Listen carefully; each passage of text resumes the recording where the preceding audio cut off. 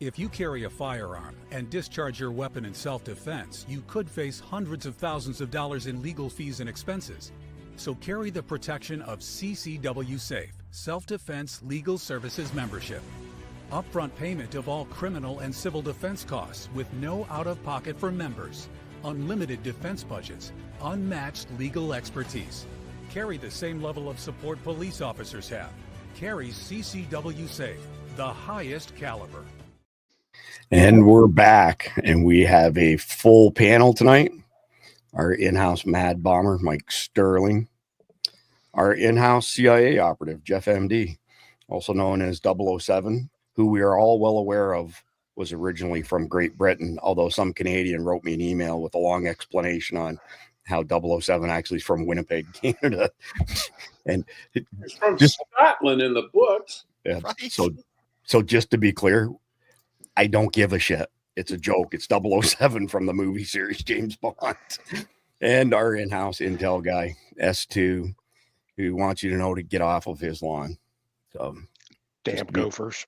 And he's a year older tomorrow, by the way. So he really wants you to get off of his lawn. All right. So tonight's main topic that we're going to start out with is 10 ways to destroy America. And every single one of them has been undertaken by Barry Soetoro, aka Obama. China has used most of these strategies against us: irregular, asymmetric warfare, whatever you want to call it. Irregular, asymmetric warfare. Golly, that one tripped me up. And I have to say it 2 more times because Russia did it, and so does North Korea. But let's start with our good friend Barry Soetoro here, discussing how you bring down a country. You just have to flood a country's public square with enough raw sewage. You just have to raise enough questions, spread enough dirt, plant enough conspiracy theorizing that citizens no longer know what to believe. Once they lose trust in their leaders, in mainstream media, in political institutions, in each other, in the possibility of truth, the game's won. So, quick question for the entire panel. Is there anything that he just stated there that he did not do during his first 2 terms in an office and his 3rd shadow term in office? No. Checked every block. It's scary. Yes, sir. It's scary how much you check them off. So we put together 10 ways to destroy America based on things that he's done. And as I mentioned, our foreign adversaries. These are in no particular order, but each one of them has had a pretty detrimental effect on us. So the first one, excuse me, dang it, is to use CRT, DEI, and systemic racism to divide and conquer, essentially, to create a chasm between us and them. So CRT would be critical race theory, and DEI, even though I want to believe it means deport every illegal, diversity, equity, and inclusion. And as far as the history of DEI is concerned, it's actually an offshoot of CRT. So I'm going to pull up our first article on it here, and we'll go around. We'll go clockwise tonight. So for tonight, I'll be going Mike, Jeff, S2, and then back around again. So this article here that provides insight, as it mentioned in the title, on legislation restricting diversity, equity, inclusion programs will improve the intellectual environment at Missouri University. So they're doing some really great things in Missouri. Big part of that is their Attorney General, Andrew Bailey, who's a friend of ours. But it was interesting to find documentation related to indoctrination camps, aka colleges and universities, that specifically points out that it'll improve the environment at universities. So, Mike, I'll go to you first. I mean, did you think you would see the day anytime soon where anybody who had anything to do with universities would say that curtailing DEI would improve the environment? MOON, that spells DEI. Yeah, no, I never thought that I was going to see somebody hop out with a great big truth bomb full of common sense and say something like that. It makes me happy to see that. But I mean, we've had him on the show before, and that man is a walking chunk of common sense. Even for a lawyer, I kind of like him. So, you know. Well, if people want to read the whole article, I'm going to pull it back up because there is some interesting stuff in it, but I'm not going to sit here and read a long article to our audience. Number one, DEI is a direct offshoot of CRT, which I mentioned, so critical race theory. But a couple other things here. DEI is destroying the university as a truth-seeking enterprise. What cracks me up about this is this came out of a study, they said, from 2022. Are you kidding me? We knew this years ago that this crap was, poisoning the minds of our youngins. Number three, prohibiting ideological DEI programs will strengthen academic freedom and improve viewpoint diversity. Well, duh, that's another one from the no shit department because they've tried to squash everything. What did Vivek Ramaswamy say? If you want to be like the hippies, the freedom fighters of the 60s, just go on a college campus and tell everybody that you're a conservative if you want to be like that fringe type person. Number four, reasonable limitations on DEI programs will not affect institutional accreditation. So what that's saying essentially is the Missouri government, as limitations are placed on DEI, will not remove the accreditations of these so-called higher learning facilities. Jeff, did you expect to see anything like this? When I came across this, I was actually really surprised.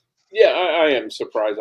It's good news, and just doing that isn't going to fix the problem. It's going to take a while because you got to,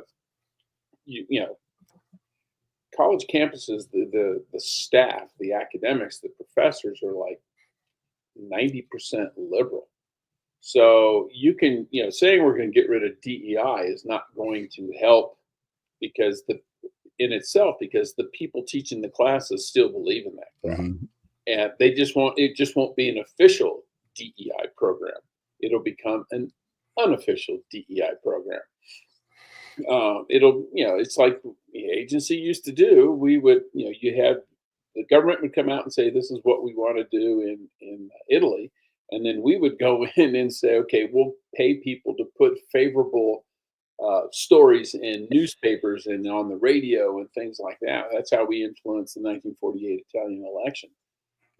But it's surreptitious. People don't realize when someone tells you, hey, this is my DEI stance, you know what it is. But when someone slips it in under the radar, you may not pick up on it because they're being more subtle. And the professors are still going to do that. They're still going to slide in their leftist point of view, no matter what the university says. Yeah, that's well said. I don't know if y'all caught it, but there's a bunch of news stories over the past 2 days on various bureaucrats, feverishly removing all of their anti-Trump, pro-DEI, pro-CRT posts from their social media. They're purging their names off of all of these, internal teams that have been championing this garbage and stuff. So you're right. This could very well just push it underground for all intents and purposes, right? Yeah, that's what I expect. They're not going to give up. They aren't, but I am encouraged to see things kind of go in the right way. So, you mentioned the word woke. So speaking of woke and left wing, Medium is a prime example of that, medium.com. I was just as surprised to find this article on the unintended consequences of DEI and CRT, why meritocracy and individualism matters more than ever. I mean, this in itself shocked me that they would say that meritocracy, right? Because there's all kinds of institutions right now that are supposedly getting rid of their DEI and going MEI. So merit, excellence, and intelligence is what that stands for. And I've been beating this drum my entire career. You can't compensate me. Typically, I'm in some sort of business development role, sales role, where part of your compensation is tied to performance. You can't compensate me on my performance and then handcuff me by telling me that I need to hire people based on their skin color and not their merits, not their ability to sell. That's not fair. Why should I be taking a hit? I'm going to hire the best people out there, and I don't give a crap if they're purple, green, yellow, whatever the color may be. So S2, I mean, you consume a lot of content online. I mean, I'm sure you can attest to the fact the medium is pretty left wing. What are your thoughts on them trying to promote meritocracy? Well, it is one of the cornerstones of our civilization, as it were, not the communist civilization. We've known for a long time that communists have been in this country, and they've been promoting this crap since the 50s. And the way they've done it has been behind our backs and in underground beatnik laboratories where they cook this crap up. And it's really that they're not cooking anything up new. It's directly out of the communist playbook. But we've known for a long time that they've been doing this in a very subtle way. And it started with the universities because they had to teach the teachers how to teach this stuff so that they could teach the kids, and then the kids would grow up to be teachers and they could continue to teach it. So the whole meritocracy thing, and intelligence and excellence and all of that, we have to get back to that. And I personally see when Trump comes back into office and Linda McMahon, which by the way was a WWE executive, she's going to body slam some people over this. Right. And like Trump said, any educational institution that pushes this crap gets not a single dime of federal funding. If you take the money away from them and you start firing these professors, I don't give a crap about their tenure. If you start firing these people that are teaching this and start going back into the excellence and individualism pieces of the world, then I think the sun will start shining a little brighter. Yeah, I couldn't agree more. I think you're absolutely right. So that was point number one. So using CRT and DEI essentially to create this chasm. It's divide and conquer. And our enemy's been using this for a long time. So number two, overload the welfare system. And I'll just mention, if you're not a Patreon member, go on over to patreon.com/survival dispatch, sign up for free. You can download our briefs for every single episode, and you can follow along. As you noticed, I scrolled through that last article fairly quickly because it was a very long article. If you want to go read it, that's how you find our sources. So next one up, number two, overload the welfare system. I searched high and low for what I felt were probably, that's funny, I was going to say balanced statistics, and here we go. Balancing Everything is the name of this website. It's kind of funny, but some of these statistics on welfare are absolutely unbelievable. So I'm going to go through them fairly quickly without diving into each one. Mike, if you want to stop me, go ahead, and then we'll give Jeff a chance, and then S2 after that. So number one, 22.3% of general expenditures in 2019 went to public welfare. And I'm not sure if this is the article or not, but the total cost of welfare for 2023 was $774 billion, which that's the size of our defense budget, by the way. In 2020, scroll back up a little more. Right. Yeah. 2020, it was 31.55 billion. That's just on one program. Oh yeah. It's just TANF support. Yeah. Sorry. Yeah. Yep. No problem.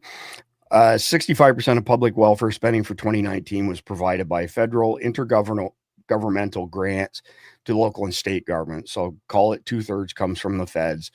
The state and local government public welfare amount paid in 2019 was $2,265 per capita. But what's interesting is when you dive into some of the states, what the difference is. Like DC, $5,779, astronomical. And then you've got, the other end down here in Florida, you're looking at $1,247 per capita. So pretty big difference. Almost 50% of Americans think the government should increase spending on Social Security. Well, as much as I dislike Mitt Romney, he was the one who stirred things up in the the 2012 election by saying 47% of us are supporting the rest of everybody else. So if you take retired people, unemployed people, et cetera, people on welfare, it's supported by 47% of us. Well, and don't forget that that Congress keeps on using the Social Security fund as their slush fund. They need to pay that money back. Yeah, exactly. That wouldn't that be nice? They owe us. Yeah. What Congress did is they mandated that all investments for the Social Security Trust Fund, any excess, contributions, has to be safe. And so they said it can only be in government bonds. So that is the government writing itself an IOU and then saying it's an asset. Well, I can't write myself a $1,000 post-dated check on an account that has nothing on it and then say I have $1,000. You can say it. Well, you can do it. It doesn't mean it's worth a damn, but you can do it. So they basically spent the money and replaced it with IOUs, and they're calling those IOUs because an IOU, an asset, in the most basic terms, is somebody else's promise to pay you. You buy a stock, you're hoping that the company will pay you a dividend. But you can't write you can't write yourself a check and call it an asset. We lose Chris. You can't tell you can't tell my ex-wife that. She used to write checks all the time and then turn around and say, "But honey, we still have checks left. We got money in the bank." Is she in Congress? She work for the Fed? All right. Apologies for stepping away there, but that's okay. My TVs over here lost their mind and started playing shit all on their own. Anyway, all right, moving along. U.S. government spends approximately $100 billion per year on corporate welfare, which that's kind of interesting. I thought it would have been higher than that, to be honest with you, but lower the better. Less than 1% of assistance funds in 2016 were associated with fraud. I call bullshit on that. Yeah. I don't believe that number at all. Well, that's the ones that they're reporting. Yeah. TNF and SNAP recipient welfare stats. March 22nd, there were a total of 1.8 million recipients in the U.S. I'm surprised. I thought that number would probably be a little bit higher, actually.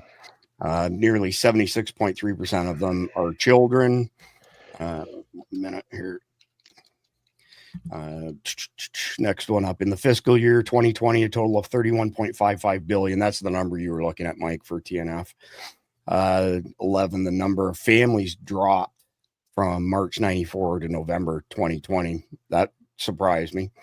1.2 million veterans receive SNAP assistance. I thought that number might actually be a little bit higher. 4.8 million low-income seniors participate in the SNAP program. I thought that would be higher. SNAP helps almost 20 million American children to afford a suitable diet every month. That seems pretty on point to me. Average SNAP benefits per family with children in 2015 were $393 per month. Not a lot of money. And then into demographics. So August 2022, the Social Security total amount of Social Security insurance provided to Americans was 4.9 million. That seems like insanely low to me for 1 month. Yeah. What do you think? Yeah. It's very low. The largest share of SSI funds in August 2022 went to the visually impaired and disabled. Again, that just seems like a really low number. That's the one number I would say in this entire list that just seems kind of skewed. Oh, I got this all figured out. I know why these numbers are off. Okay. Because these agencies never pass audits anyway, so why would the numbers be accurate? It's true. Why would they tell the truth? Why start now? Touche. SSI recipients under 18 received the highest average monthly payment in August 2022. That one's a little surprising. 41.6% of welfare recipients in the USA in 2012 were African American, and yet they only make up 13.2%.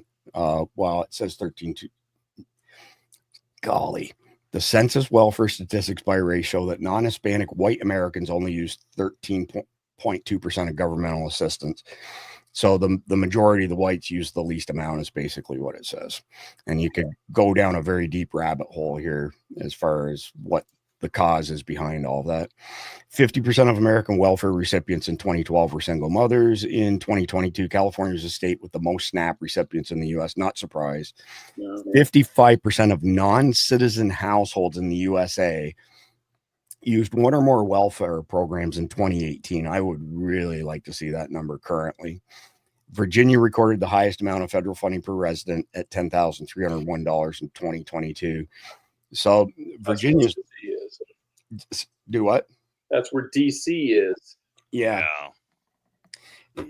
Exactly. I was just going to say that, but you beat me to it. It's good. 2020 Medicare and Medicaid spending jumped by 3.5 and 9.2% respectively. And then how many people are on welfare in the United States? 59 million as of 2019. And that same year was 744 billion per year.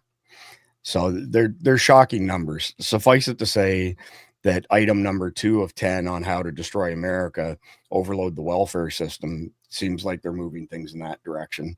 I don't know if anybody wants to add anything to that before we move on to the next point. Well, just real quick, it is a way because you get people, put them on welfare, they're not being productive. They're not paying taxes. They're not contributing to the economy. And at the same time, you're supporting them by taking money away from those people who are productive, working, and benefiting society, giving them less money to spend on developing, starting new businesses, hiring more people, improving their businesses, that kind of thing. So it's really kind of it's bad on both ends. It's a double whammy. Yeah, it is. It really is. The other part of this that I would add too is that not only we're talking about overloading the welfare system, you're also talking about overloading institutions like hospitals, where you have people that are coming in, illegals coming into the country, utilizing those public resources and not paying their bills. And then they have to raise their costs, and then they go back to welfare. And it's a snake eating its tail basically at this point. So I forgot, we've got Jeff Capps with us tonight. Good friends with Major Mike Hall. He's been having some audio problems. Let's see if he's got it. I got it fixed, guys. Hey, there he is. All right. Yeah, I finally had to dig into the browser, dig into some settings, and see if I could figure it out. I think I got it now. We're getting a feedback. So our audio is Okay. coming out here. Okay. Wow. Here we go. Let's see what I can do about that, if anything. Get us out of those. Let me see. I don't know if that's any better or not. No, it's got a feedback loop. So Jeff, what I'll do, I'm going to mute you while one of us is talking. Just shoot me a finger like this when you want to talk, and I'll unmute you, and nobody else will talk, and that way we won't get that feedback. Not you, Mike Bomber. Go. Shoot him a finger. Shoot him a finger. Answer a finger. All right. So big Jeff and I don't know, CIA Jeff, I guess. I was going to call you old Jeff, but I don't want to be disrespectful. Hey, I don't know how old the other Jeff is. He may be he's the same age as you, actually. 007. Oh, sorry. Actually, hold on a second. Jeff, clap how old are you? I'm 63. 65. All right. So you missed the first two. I'll just call you Big Jeff, Little Jeff then. Big Jeff, you missed the first couple things. You've got the brief, though.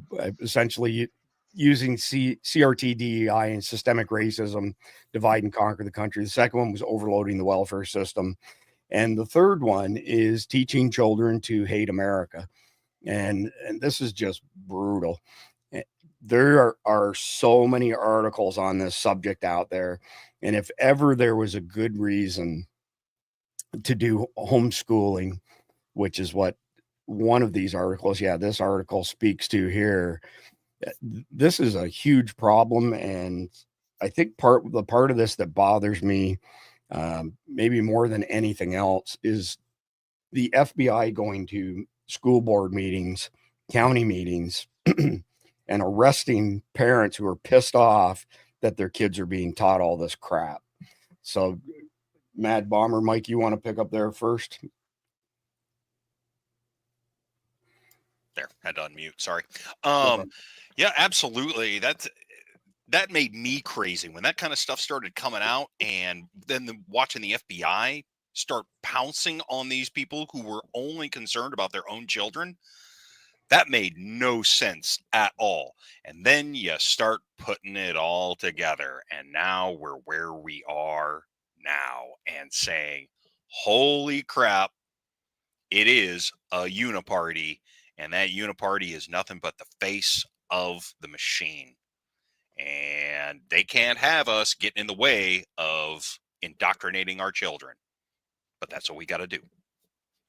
Yeah, exactly. There's a good quote here: by not equipping students with a core understanding and appreciation of our country's founding, the role and purpose of government, and the Constitution, our future electorate and leaders will not be prepared to preserve and protect individual freedoms and our democratic institutions.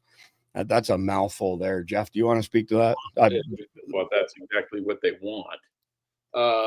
Yeah, the whole thing with the school boards, what pissed me off so much is there are rights delineated in the First Amendment, and one of them is freedom of speech, and the other one is the freedom to seek redress from your government.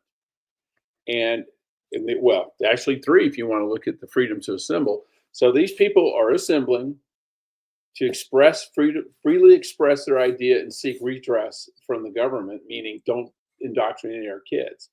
And the FBI investigates and arrests them for exercising 3 of the 5 rights delineated in the First Amendment. If that isn't a violation of their oath, nothing is. And those FBI agents should be in jail. Yeah, I don't disagree. It's been astonishing to me to watch this happen. It's been happening here in Florida. It's not just, the northern states. And I've talked to a few parents about it that have actually gone to meetings and are beyond pissed off at some of the stuff that's being taught to our youngins. It looks like S2 is having some issues there. So I'm going to go to Big Jeff for your comment. Okay. So we had a similar thing going on here in the Dallas-Fort Worth area, and a number of I can tell you this, that the number of people that were attending school board meetings all across this area, the whole Dallas-Fort Worth Metroplex area, there's like 6 or 7 million people here. And it was news every day on the radio, podcast, we're talking about it. And there was serious involvement. And there was a lot of blowback from the administration, in particular the superintendents and whatnot. And it's almost like they had a mandate that they were appeasing in order to continue to make their $300,000 salaries. And it was at the behest of the children, because even with a 16-year-old daughter, I hear the things she says and how they come back, and they haven't stopped doing anything. I think what they've done is they've come back, and now they're kind of dumbing it down a little bit, because at any point in time, and I've done this with my daughter, I've called in school and said, hey, listen, we're not going to go over that. She's not doing that. And they were like, okay, that's not a problem. But even the things that she would come home and say, and if it's me and I'm just average guy, then that's got to be happening millions of times every day in this very area. And you can see how the thought process becomes pervasive, because it's just being hammered on them. But it's a soft hammer. It's like a little here and a little there, and pretty soon you've got these ideas coming back on these impressionable kids, and they're coming back saying things, and you go, wait, I don't think we've talked about that. So the crazy thing, Jeff, on that is my Texas home is Tarrant County, and I have watched Tarrant County literally circle the drain the past 20 years. The school board sucks. What they're teaching our kids there sucks. There's been all kinds of sanctuary talk now going on in Fort Worth in particular. I was on the Arlington side, But if you had told me even say 20, 25 years ago that that was going to happen in Tarrant County, Texas, I would have said you're insane. And but that big city creep is coming in. Then of course we have Dallas is, you know, a blue dot, just like Austin is. I got to tell you, I was very surprised though to hear the Dallas mayor say that he was going to support Tom Homan's mass deportation efforts. You got any comments on that, Big Jeff? Well, you can listen to some things he said. There was even talk of him becoming a Republican at one point in time. He was thinking about switching parties, but the Dallas proper is so entrenched in homelessness. If you've ever been downtown Dallas, been to the library, it's amazing. The people are down there.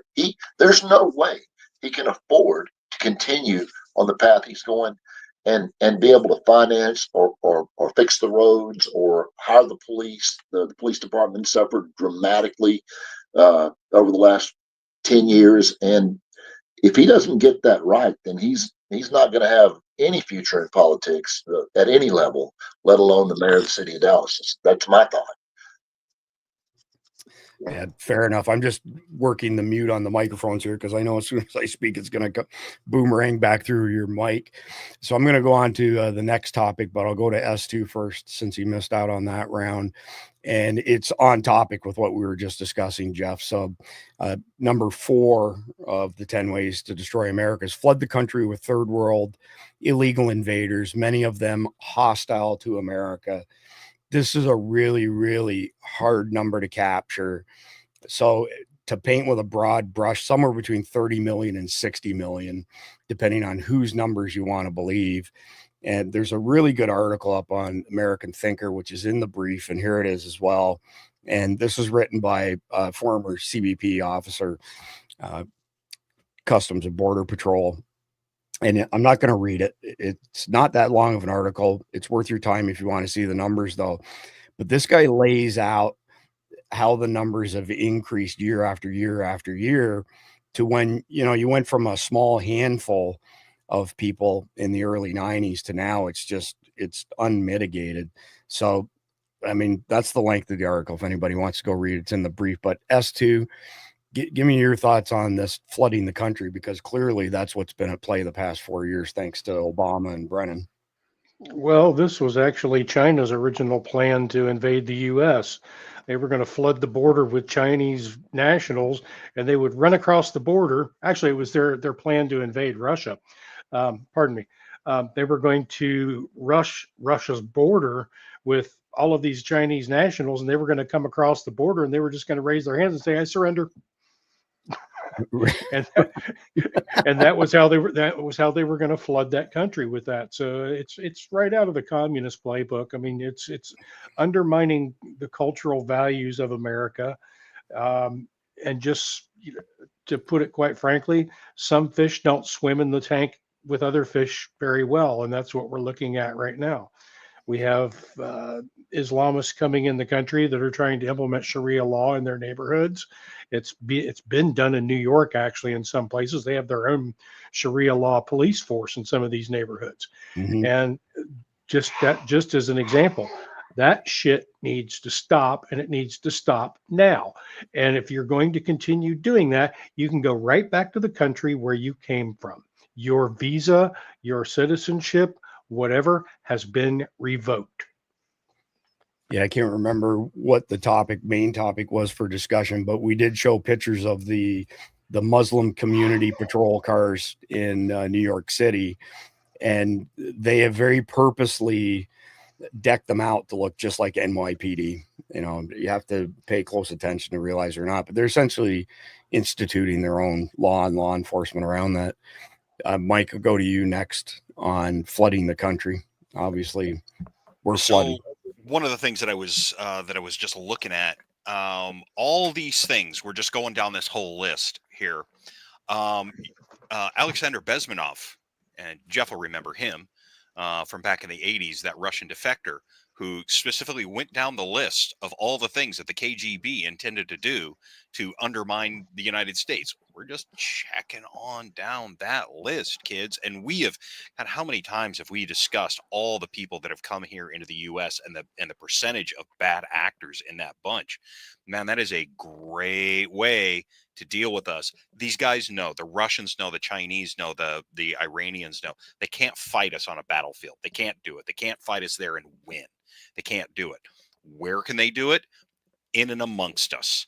They already saw in Iraq and Afghanistan that once they're within the population, the insurgents swimming amongst the water of the populace, right out of Mao's Red Book, that's when we have problems. Well, so you take them, you put a couple million of them amongst our own population, where we're going to be even more or less likely to pull a trigger. Yeah. It's not good. It's not good at all. No, absolutely. So CIA, Jeff, before I go to you, this is my position on this topic. Yeah, that's a good one. Go ahead. Well, no, you don't. To beat somebody, you may not be able to beat them militarily. You beat them on the home front, and we saw that in Vietnam. Vietnam was not a good war from the get-go, but we didn't lose militarily. We lost in public opinion, and back home, where elected officials were afraid they were going to lose their seats, and so they made decisions. Like the Tet Offensive, they make it sound like it was a big defeat for us. It was a huge defeat for the North Vietnamese. They lost tens of thousands of troops and didn't really gain a lot, or if anything. And it also happened in World War I. If you look at the end of World War I, the Germans still occupied all of Belgium and a huge chunk of France and all of Luxembourg. And then they lost it because their economy kind of fell apart at home. They lost support for the war. People were going hungry. And that's what led to what Hitler and all the others said, oh, we were stabbed in the back. Well, your economy fell apart because you weren't able to support your military. But at the same time, their military was doing, at least holding its own in the field. And that's what they want to do to us. Our military is strong. They're not going to invade the United States and win. But if they can undermine the home front, that's how they're going to, come out ahead. Yeah, well said. So that covers the first 4 of 10 ways to destroy America. Number 5 is to make the streets unsafe, defund the police, and don't prosecute criminals. So I've got 4 different articles on that, but I'm just going to give a high-level summary quickly, and then I'll go to Big Jeff first. So violent crime increased by 37% under the Biden administration compared to a drop of 17% under the Trump administration. Not sure who Mr. Lott is. It came from one of the articles. Mr. Lott said the victimization data showed significant improvements in several major crimes during the Trump administration. Crime areas, I think is supposed to say. He said aggravated assaults fell by 24% under Trump, but rose 55% under Biden, according to the data for 2023. Robbery, which fell 6% under Trump, is up 63% under Biden. Rape, which was flat under Trump, is up 42% under Biden.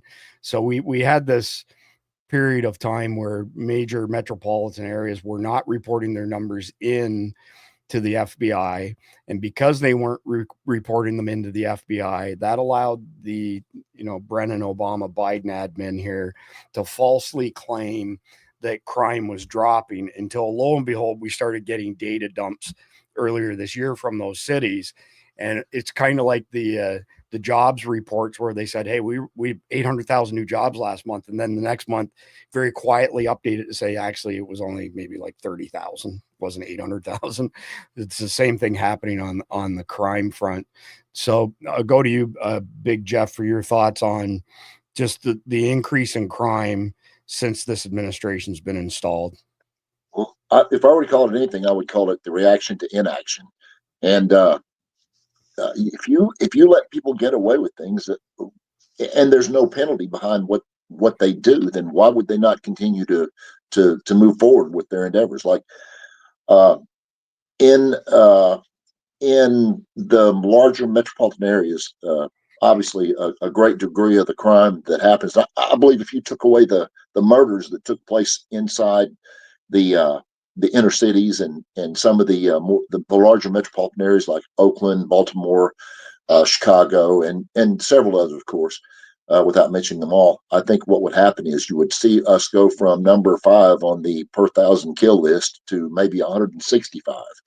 And you can't convince me that it's not some kind of plan for exactly the reason the gentleman in the article was talking about. But you know, we talked about this last week. There's fear, and fear is one of the biggest weapons and the biggest tools somebody that wanted to take control could possibly muster up. And I think the reason that these things are out of hand is because they're not fear of the punishment, because the punishment seems to have vanished. You can walk into a store in Dallas, Texas, and steal $900 worth of stuff, and you don't meet the criteria of being prosecuted. That's insane to me. And you know, for somebody that's had to literally fight for everything he's ever got in his life, I take a big step against that. I'm hoping that these people will get their stuff together. I know it's coming with Trump, and law enforcement will be given some power back to handle their business. Yeah, well said, Jeff. S2, do you want to comment on this, the skewed statistics in particular?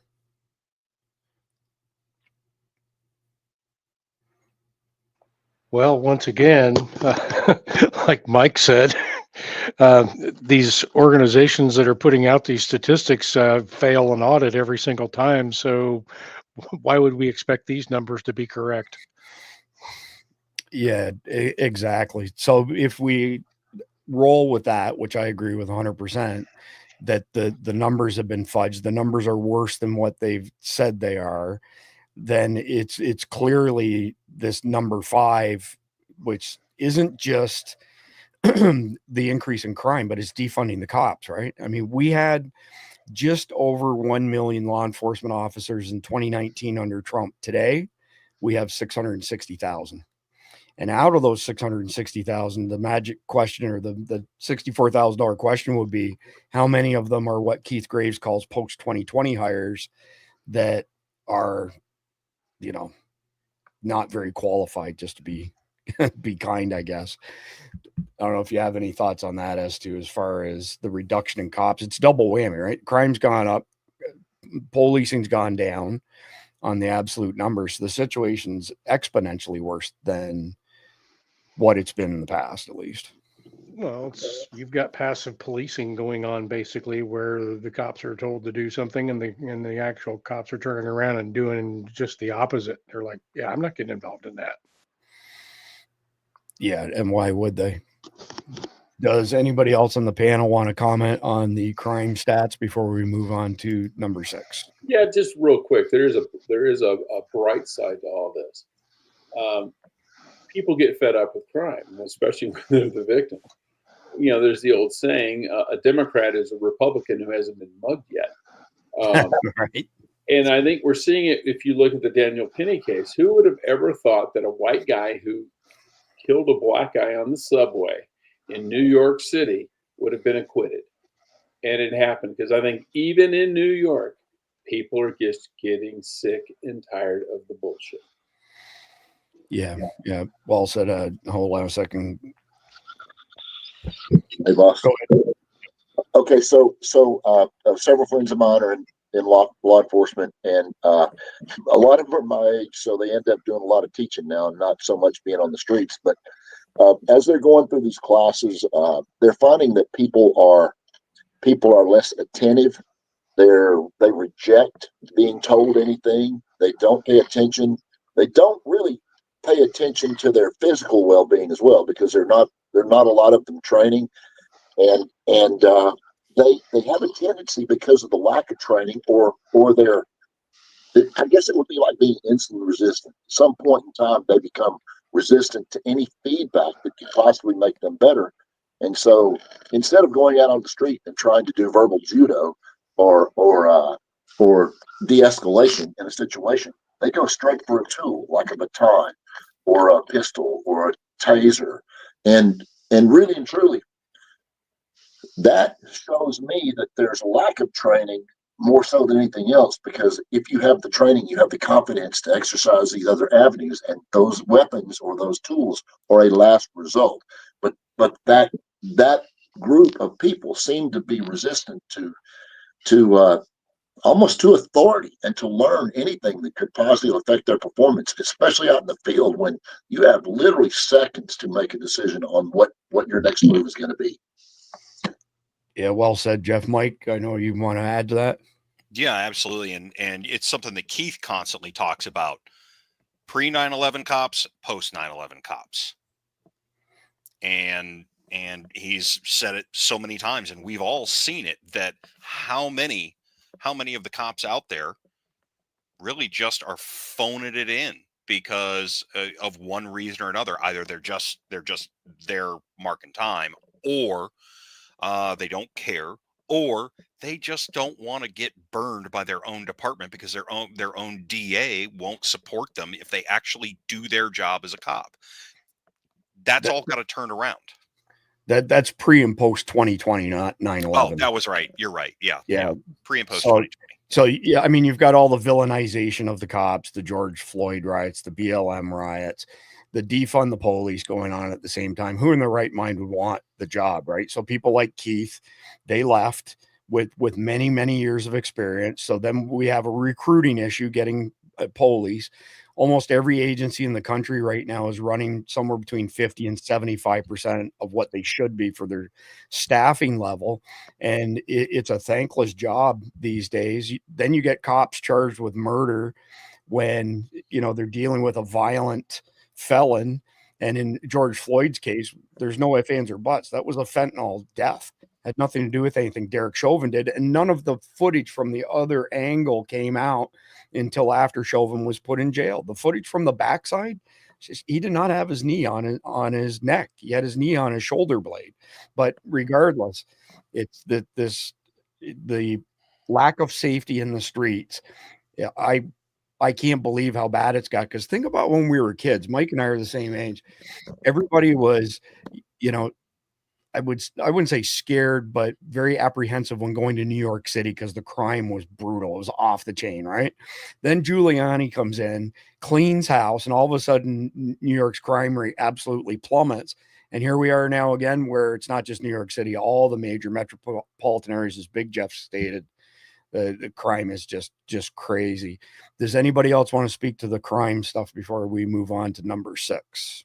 Good to go. You also have the other aspect going on in policing too, where let's use Tren de Agua as an example here, where the cops are actually being threatened by the illegals that are coming into the country. And some of them, like say, they're quitting, or they're just not doing what they're supposed to be doing because their families are going to be targeted. So that goes back to flooding the borders again with all of this. It's not just about policing. Yeah, it's a lose-lose situation, at least under the current paradigm. So moving on to number 6 of the 10 steps to destroy America. So I could have said outsourcing anywhere in the world, but let's be frank. We gave all of our manufacturing essentially to China over many decades, and we sent our people over there to teach them how to do stuff, only to come back and be fired because now the jobs were no longer in America and they were all being done in China. So an average year, and I looked at the past 10 years, by the way, because of the COVID stuff and whatnot. On average, we export around $150 billion per year in products to China, and we import an average of 550 billion. But that number is a little bit skewed because we did not import a whole bunch in 2020, 2021 relative to historical years and relative to the past couple years. But a very safe number to work with is that we have a trade deficit in the order of $400 million or $400 billion, a year.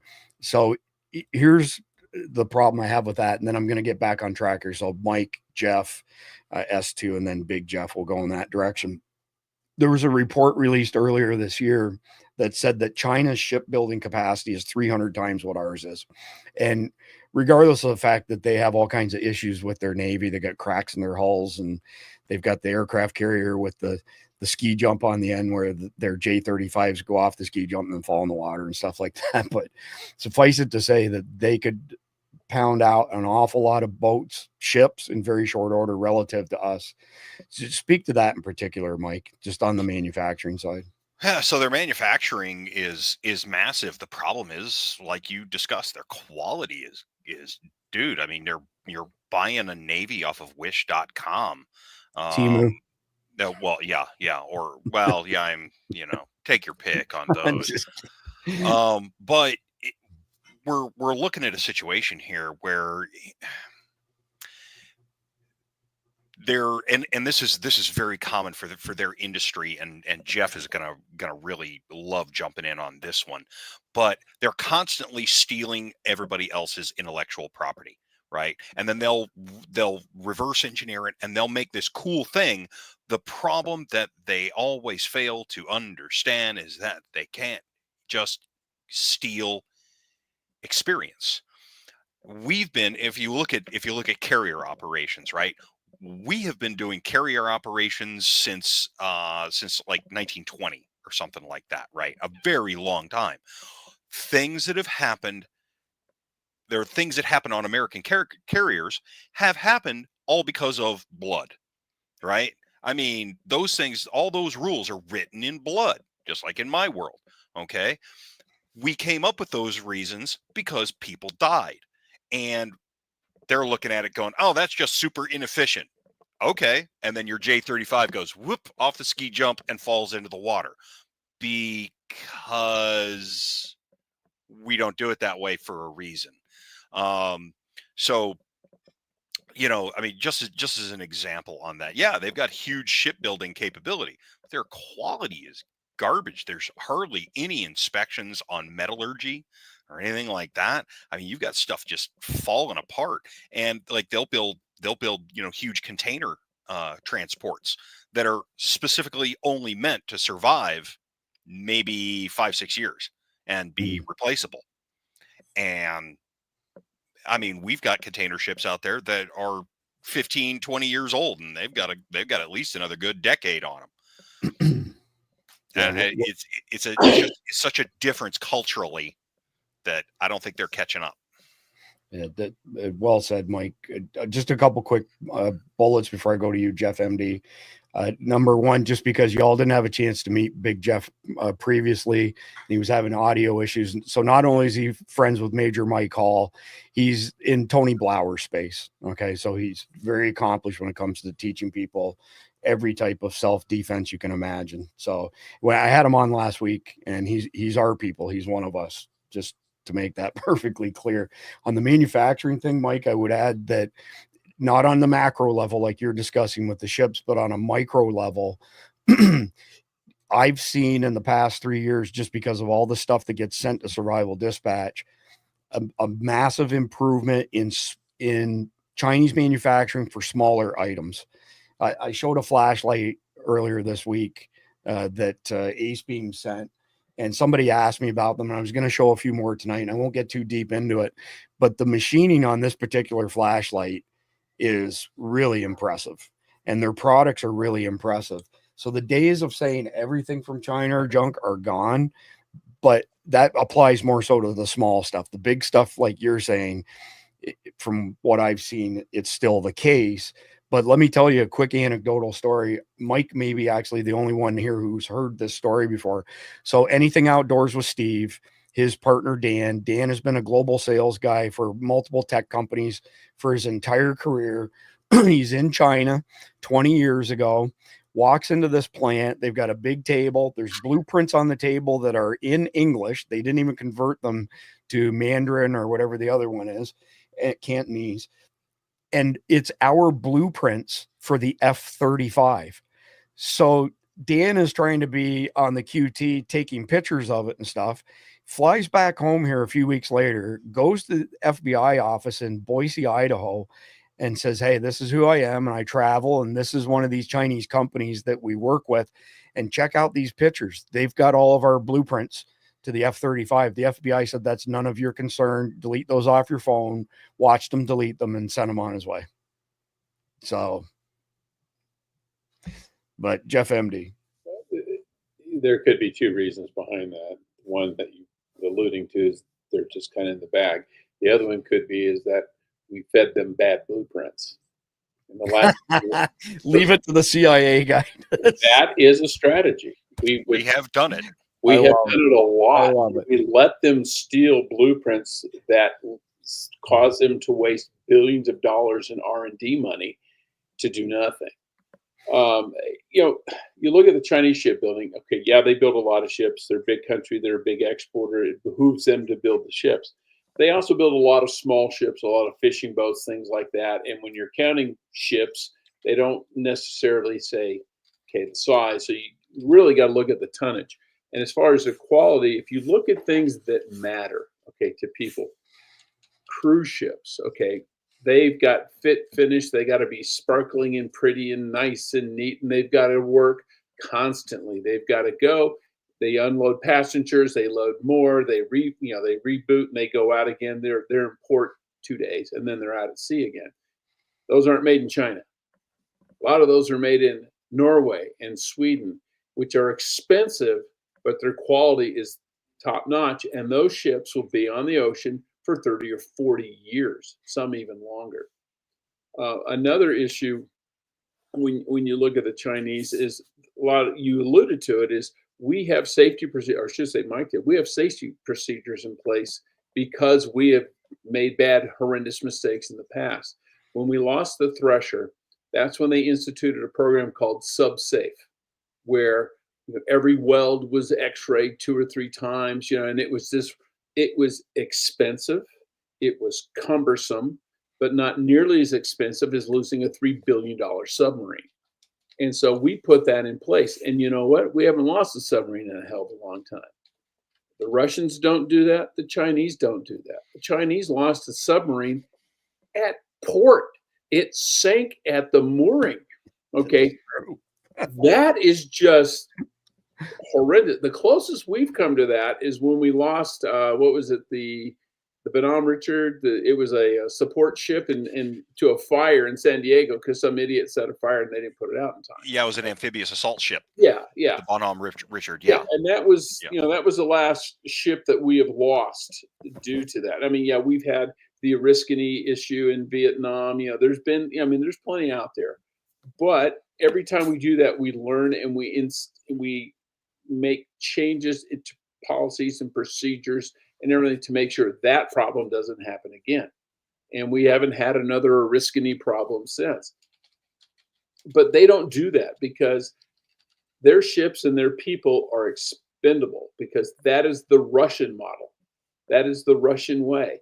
Rather than, give guys good weapons, they would just say, well, we'll put 10 of you out there and you'll have 5 guns among you. And when a guy with a gun gets killed, you pick it up.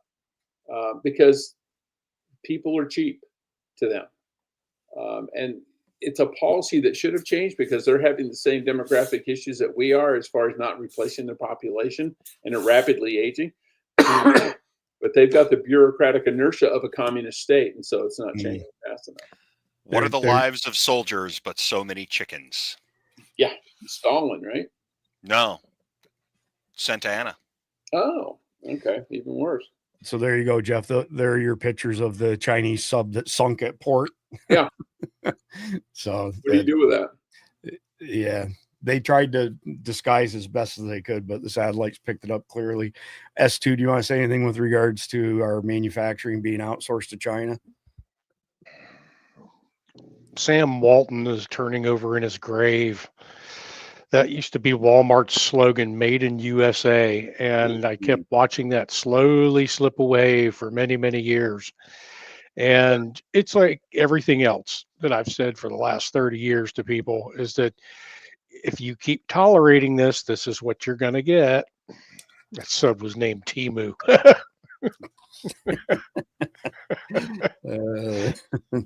That's too funny. All right. So, Big Jeff, your thoughts on outsourcing to China? So with a couple of things beginnings of regard to China. I mean, we've seen them go through the Cultural Revolution and then the Great Leap Forward, and their thought on their population is obvious with regard to that.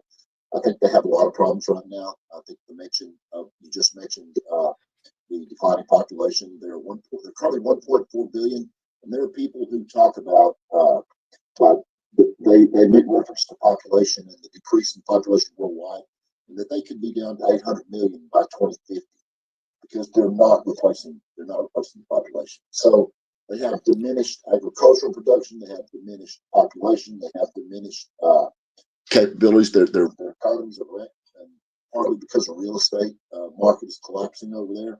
They're running into a lot of problems that almost border on what a democratic society would see.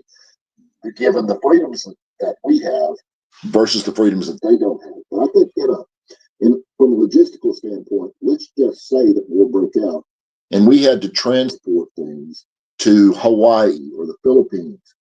We would be under a major strain by the amount of cargo ships that we have and the size of the ships that they have, not to mention the number because of the amount of goods they're shipping. From a logistical standpoint, we would have a harder time moving equipment, men, and logistical supplies to people at a forward base. And that would put us a little bit at odds, even though I don't think there's any question about the capabilities we have with regard to our Navy and our Air Force and our armed forces, period. But I think we would face a logistical challenge in that respect because triple weld, double weld, no weld. If you got 5,000 ships and we've got 1,000, they're going to be able to move a lot of stuff. And they do have some experience at moving stuff. And it would present a challenge to us in that respect, I believe. I don't know where your mic is, Jeff, but as you're moving around, it's getting muffled, then it's coming back, then it's getting muffled. A little bit hard to hear you in some of that stuff. And it's funny, though, that you would mention welds, because one of the things I wrote down on my pad that I was going to mention is we got sent an e-bike by this company to look at for, bug out purposes. And they made a big deal in the marketing for it that it had invisible welds.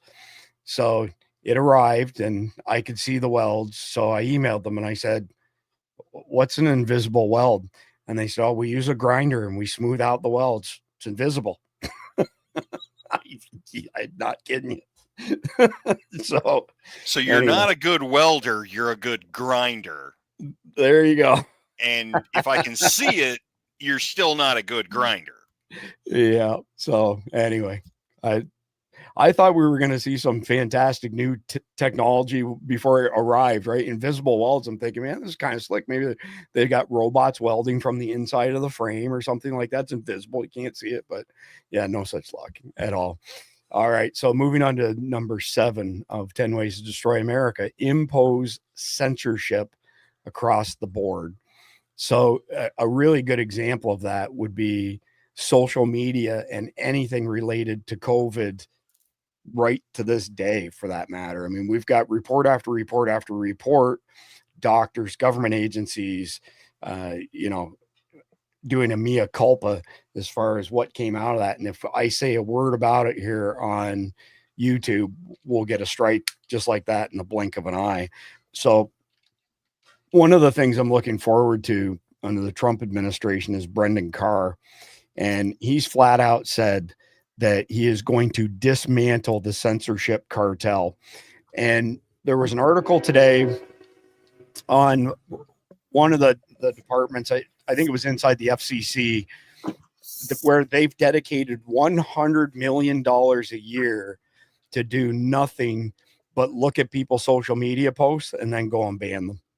$100 million a year just to do that. So Mike, I'll go to you first on the censorship front. Man, I mean, I'm so sick of the censorship stuff. It's just, it's so 1984. It really is. If they would actually send us the actual book for Newspeak, what is it, the 11th edition? I mean, then we would know what to do. But the party keeps on keeping us down. So how are we supposed to know these things? they've got to get away from this. We've got to figure out how to fix this whole thing. It's freedom of speech, not freedom from getting butthurt over what somebody else says in their free speech. Scroll on. You missed one of the memes last night, Mike, and it said studies show that no actual harm is caused by listening to an opposing view. What? That's it. Nope. Can't have it. That's not true, because they beat their head against the wall when they hear things that trigger them. But that is a personal decision. So true, but there's still physical damage. And I, you know what? I'm okay with them doing that. That's their self-expression. Do that more.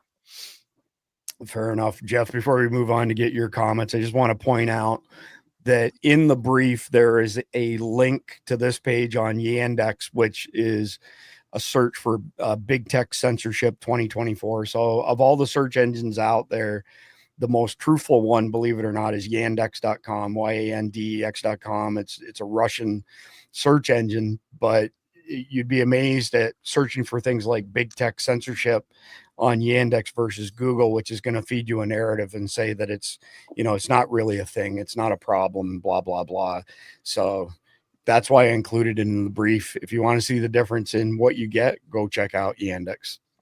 Jeff, your thoughts on all this censorship? They have to have censorship to control the narrative. Otherwise, people will compare notes and say, wait a minute, this is bullshit. We saw it during the pandemic. There were a lot of things you weren't allowed to say. There's a lot of things you're not allowed to say today. You'll get canceled and your sites get shut down. You'll be censored because they can't let people compare notes.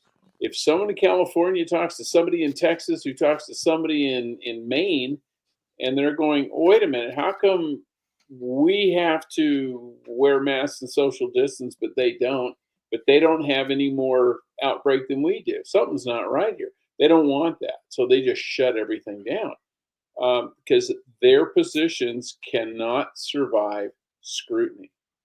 And the only way you can stop scrutiny is to stop people from communicating. Yeah, that's well said. And actually, as you mentioned, there are certain things that if we say them, it's guaranteed it's an automatic strike. So every single brief for every single episode that goes out has this verbiage right here at the very top. So unless told otherwise, you can safely assume that we're broadcasting to YouTube. Do not mention the following words in any context, or you will not be invited back, because we've had this happen and we've gotten strikes just like that. Those are the 5 things that we cannot discuss in detail. Well, now you're going to get a strike because you put them on the screen. Right. No, how dare you? You just struck yourself, dude. I started these ones out. It was okay. I didn't say a word about any of the other ones. So it's when you start discussing them. Yeah, but the algorithms are going to read everything you posted, and they're going to now we're doomed. Now we're doomed. We're not. Right, but they can't read pictures. Well, they can read they can't read the meme, but they can read the text on the meme. Sure can. So, all right. S2, do you want to speak towards censorship? That's kind of in your wheelhouse. It's really not. It's in all of our wheelhouses, actually, because we're victims of it. What can I say? I mean, I have run around since day one when this whole crisis began, and I said what I wanted to say, and nobody ever stopped me. I don't know if it's because they were afraid of me or what, but I used to get up in the middle of the town square when we were talking about all of the tyrannical crap that our government was doing here in the state. And I would have people gathered around, sometimes in the 20s, sometimes in the hundreds. But I said what I wanted to say. And, I'll be the first to admit I've been shadow banned on YouTube. I can no longer make comments to some of my favorite content creators out there because I'm shadow banned. I think the last thing I had to say that got me shadow banned was that Joe shit his pants after eating ice cream. That's how you wind up with a bunch of Roman soldiers giving you a lesson in Latin. Or I have a gaggle of Apache helicopters fly over my house every 2 weeks. Too Anyway, funny. like I said, I say what I want to say. I don't give a crap what they have to say about it. I will go out there and create sock puppets all day long and just be a thorn in their ass. All right. Big Jeff. Okay, I'll try not to be so move around because that's kind of how I communicate. So I apologize for that. Whatever it is, it's muffled. Your mic is muffled right now. It is it right? Can you hear me? Okay. Back away again. Back away. Better. Yes. Okay. So I'm more worried about what they do pick up, like saying something. I mean, it even seems like you can think something now. Your phone knows what you're thinking, and that's kind of scary. So censorship is one thing, and yeah, you have to be careful what you're supposed to be careful what you say. I'm more worried about these people with these, like you can say a word on a phone, and it's like you guys were talking about. There's like helicopters flying over your house. I'm just I'm afraid that I'm going to say something, and a new Lincoln Expedition is going to show up in my front yard because I was saying something on the phone, and I don't worry too much about censorship. I say what's on my mind. I kind of own my own business here, so my job is to harass people all the time because as a trainer, that's kind of what you do.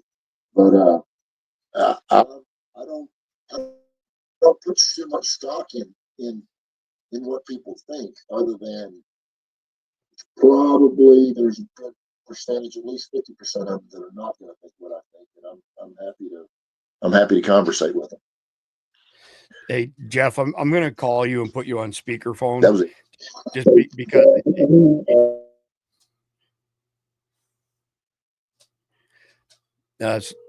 I'm calling you, Jeff, and I'll put you on speakerphone because your volume goes up and then it goes so low you can't hear it. Yeah, I can hear you fine now. So I'll leave you on all the time here, and I'll just keep my phone by the microphone. Yep, no worries. We'll figure it out. If there's ever going to be a problem with a video, it's always the audio every single time.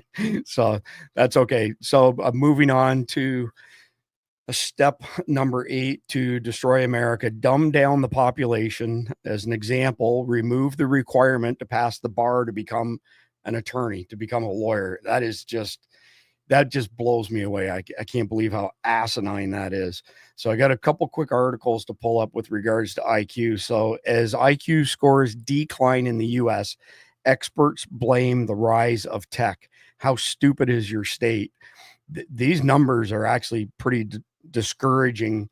For the IQ to drop by 2 points across an entire nation, especially a nation of our size, that's a really big deal.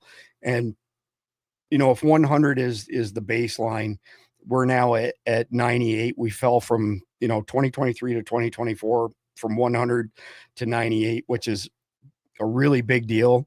That's the biggest drop since they started tracking this in America in 1905. So why is that, and how do we compare to other countries? So this one here shows how we compare. That this is now saying, by the way, the 98 IQ was 2023, not 2024. 2024 is 96.56. And relative to other countries, Japan average 112, Hungary 111, Taiwan 111. And here we are all the way down at number 76, United States 96.56. So Mike Sterling, I'll go to you first for your comments, but the question for the entire panel is, what do you think is driving this decrease in IQs in America? We've gone from being the best of the best to 76th. Well, one, I think we started on this when we started talking about DEI and going through CRT and discussing all the things that kids are not being taught, like, how to function in a normal society and how to actually, maybe balance a checkbook or something like, well, Mm-hmm. you know what I'm saying. Yeah. But I'm going to go ahead and I am going to throw out a comment. At least they had an equal opportunity to ignore their education. Now, the fact that Department of Education is getting ready to go out, and you're starting to see a whole lot more homeschooling, pod schooling, collective schoolings, stuff like that, basically private schooling. I think that's going to take a big swing in the opposite direction. Also, you also have to remember that we have imported a whole lot. And I'm going to quote you on this. Import the third world, get third world problems. This is a third world problem. We've imported a lot of this. Now is the time we're going to go ahead. We're going to have to sweep a bunch of these folks out of the country so that we can go back to the way things are supposed to be. Yep, that's a valid observation, Mike. Well done. Jeff MD. Yeah, and like what Mike just said, if you deport all the fat people, the country gets thinner. Right. On average. But you look at education. I mean, we're all older, and when we went to school, you learned math. It was reading, writing, and arithmetic. And now, you got entire schools in Baltimore where nobody is reading at their grade level. Nobody is proficient in minimal mathematics. And it's all because, one, we don't hold our teachers to account. If you're a crappy teacher, you just get tenure and you just keep going on and keep being crappy. But we waste so much time on DEI and all these touchy-feely, how much money do we spend putting up, LGBT flags and having Gay Pride Month and doing that? Just takes away from what schools are supposed to be doing, which is teaching children the basic skills they need to survive as adults and to get hired and be gainfully employed. You can have all the DEI crap you want. You can be the most woke student out there.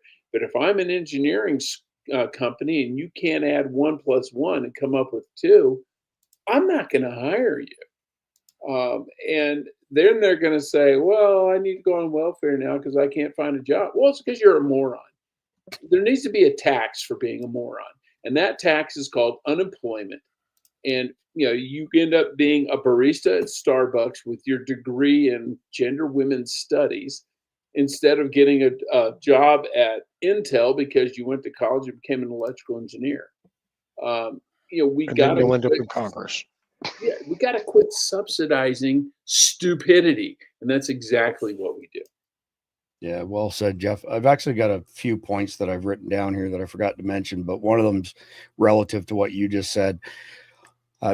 I saw there was a tweet on the weekend, an X post on the weekend from the Department of Health and Human Services celebrating 2 of these Alphabet Day things. I don't even remember, panoramic something, whatever. So I thought to myself, it seems to me like every week there's a day set aside for this shit. So I went to the GLAD website. I went to a few of them. GLAD seemed to be the most comprehensive. And I added up how many days a year are, allocated for the Alphabet crew. 173. So it's in the brief from that episode. I published it. Believe it or not, I got 3 emails from 3 separate people pointing out that I completely missed something else that's not on the GLAD website. And it's actually over 200 days of the year. One for each gender. There you go. So I wanted to make mention of that simply because you brought that up, Jeff. And then Big Jeff made a comment with regards to what you're thinking. And his mic was cutting in and out. I think what he was referring to is this story out of Great Britain. British woman arrested for thinking silent prayers inside perimeter of public area where only lawful thoughts are permitted. Was that the case, Big Jeff? Yes, absolutely. Of course. You got it. Well, no, and it's a good thing. There's all kinds of news articles on this. This is not, like the Babylon Bee or anything like that. This is something that really, really happened. Arrest of Catholic woman protester for silently praying. They came up to her and they said, we think that you're thinking about praying for these people, so therefore you're under arrest. And she was charged with 4 counts of violating the buffer zone. She was arrested by police And because they asked her, and she said, yeah, I'm praying in my mind. I'm not saying anything.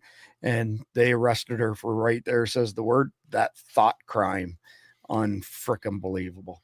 And then the last point I just wanted to make before we get too far down the road is when we were discussing censorship, something that's really important.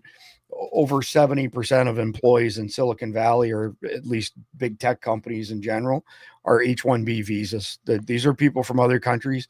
They don't give a shit about America. They hate America. They hate Americans.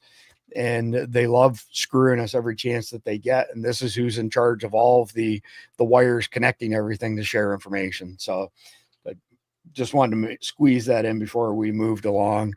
S2, have you got anything you want to say with regards to IQs plummeting in America? It all started with the calculator. When we stopped doing math is when it all started. We could punch a button, and you remember all the little games we used to play? We could spell shit on the calculator and turn it upside down and spell hello and all that. That's when it all started, when we started playing stupid games with the calculator and stopped using our brains. And oh, by the way, Jeff, you just solved climate change. Do you know that? You said we deport all the fat people, the country will get skinner. You know what else will happen? The oceans, the ocean levels will lower too. Yeah. Actually, our land will bob up because you take all that weight out of the boat, because you don't want too many fat people because it'll tip over like one. Fair enough. Speaking of audio, S2, I need you to turn down your volume on your mic a bit. It's blowing everybody else out. Big Jeff, any comments? Maybe if you get closer to your phone, by the way, so that we can pick up your voice well. Your thoughts on dumbing down the population. This has all happened in the past. You can't convince me that it's not some planned orchestration of some principle of Sun Tzu that said if you keep food in the people's bellies, they will succumb to your rules. But this has all happened in the past, and now with English as a second language and every culture in the world trying to go to school in Amarillo, Texas, and figure out who speaks Ethiopian, who is from Sudan, who is Hispanic. It's not an admirable job that teachers have. It's kind of scary if you ask me. There's the problem with curriculum. They've dumbed down the curriculum now. There's so many distractions in the world. And this is one of the things that I'm like you and I talked about this, Chris. I'm a training nut. I'm either training or think about training or training somebody. And to me, distractions like football hold no place in my life. I could care less about football or basketball or making heroes out of guys that run with a pigskin up and down a not even real grass field and score touchdowns and they're treated like cultural icons, and most of them couldn't pull this out of a boot. All right, so they're not heroes. I think the other thing you mentioned with the thinking and getting arrested for thinking something. There was a day when Saddam Hussein or Hussein, you didn't even have to be thinking something. They could think you were thinking something, and they could just put a bullet in it and they get away with it. And that's the way authoritarian regimes have done throughout time. And it's a shame that we mirror to some degree those cultures which we loathe and are totally authoritarian in nature. And I think there's a saying that Alexander Solzhenitsyn came up with. I read this in Gulag Archipelago, and I'll do this very briefly. Unlimited power in the hands of limited people always leads to cruelty. If only there were evil people somewhere insidiously committing evil deeds, and it were necessary only to separate them from the rest of us and destroy them. Destroy them could be a figurative speech, but these people working with our culture, this is all planned. This is a plan. And I truly believe it on my heart that we may be on the verge of turning this around, but, toward the wokeism and the statistics on crime. I think there's a lot of people on the Democratic side of the aisle that are really giving a fist pump to Trump because he's actually going to do what they really want to do, but from an ideological standpoint and a representative standpoint, they can't actually come out and say it.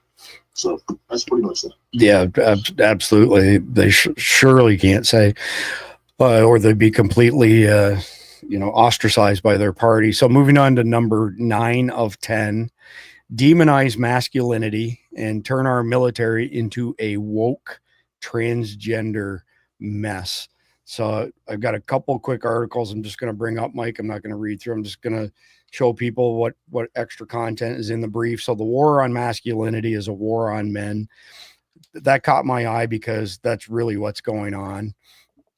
This one here, the unending war against masculinity and men.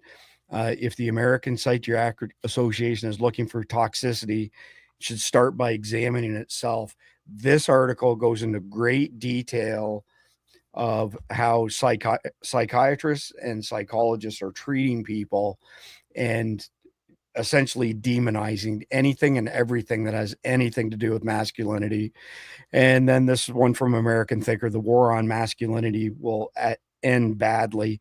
This is actually a really good read. It's not super long, but it does a good job of summarizing different points in time and mentions the Obamas, the Trudeaus, and the Macrons of the West, these are very not masculine, very effeminate men. And I'll leave it at that, Mike. And I'm sure you want to pick up first on the military side, the transgender stuff like S2 showing her. Oh, I mean, God, Perverted I remember before I retired, I mean, you would hear stuff like, well, maybe you don't have to be quite as aggressive. We're in Iraq. Are you high? This person was shooting at us. Well, maybe try to see it from his opinion first.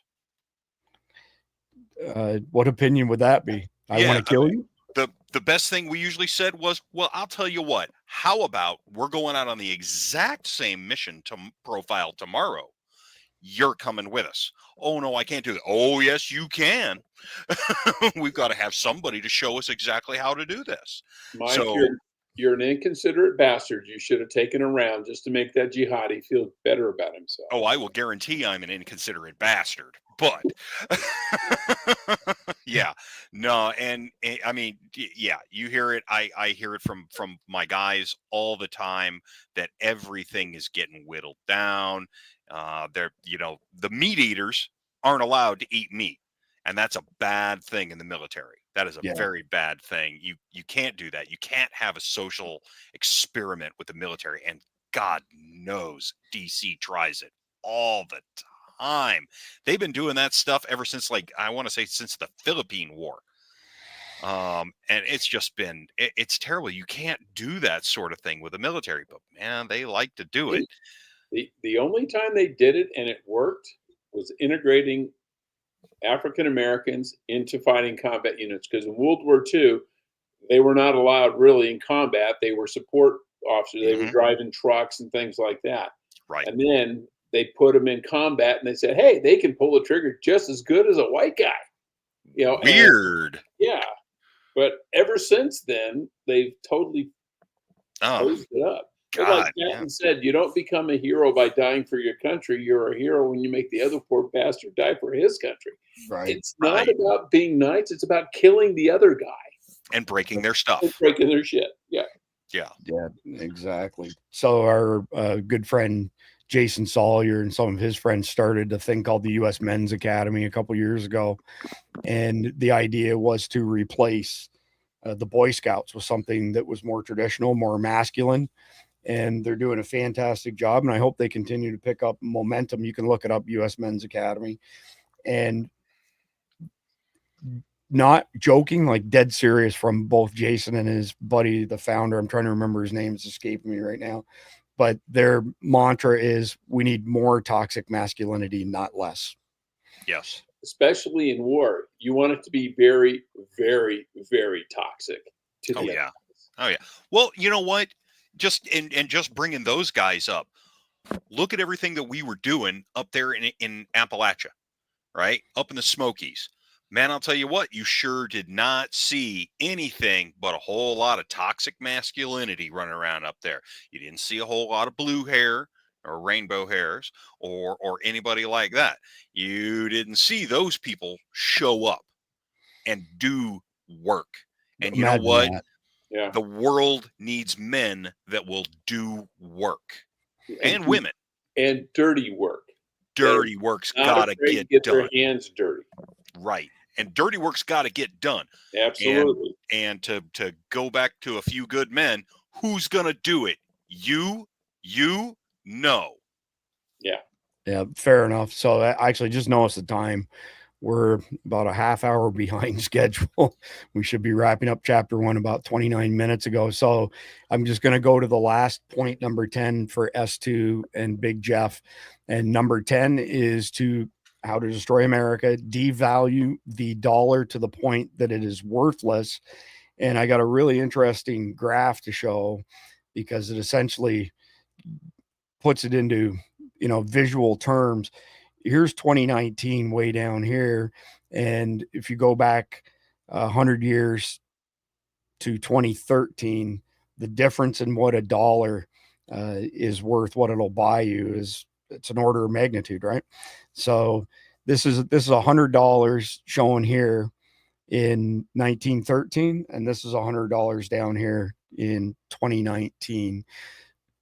And of course we can discuss our interest that we're paying on the national debt and all that stuff, which is pushing us further and further down this road. But I'll go S2 and then Jeff both quickly before we get out of the first chapter here so we can speed it up in the second chapter. We're doing this to ourselves. I mean, we have enemy inside the wire, inside our Congress. People like AOC floated the Green New Scam and the Ukraine war and all of the other wars. And now Joe Biden's pledging more money over to freaking Syria for humanitarian aid of all things when they really don't need our support for that. We're basically just draining the country of all the money that we possibly can. We're not producing anything here. They meant to do this, as Big Jeff said earlier. This was part of the plan to move the United States to a services-based economy versus a manufacturing economy, where we produce nothing and basically we just do things. That's all we do. But we don't produce a damn thing. When you don't have something, and I'll use gold and silver as the example. When we were taking off the gold standard back whenever that was, I forgive me, moonshine's taking effect. When we were taking off the gold standard, we no longer had money that was backed by anything. This was a smart way of doing things by having us backed with tangible something, whether it's silver, whether it's gold, whether it's something. But now we're back our money with more paper that is basically as useful as toilet paper at this point. So it's called collateral. It's a collateral economy. We don't have that anymore, and we need to get back to that.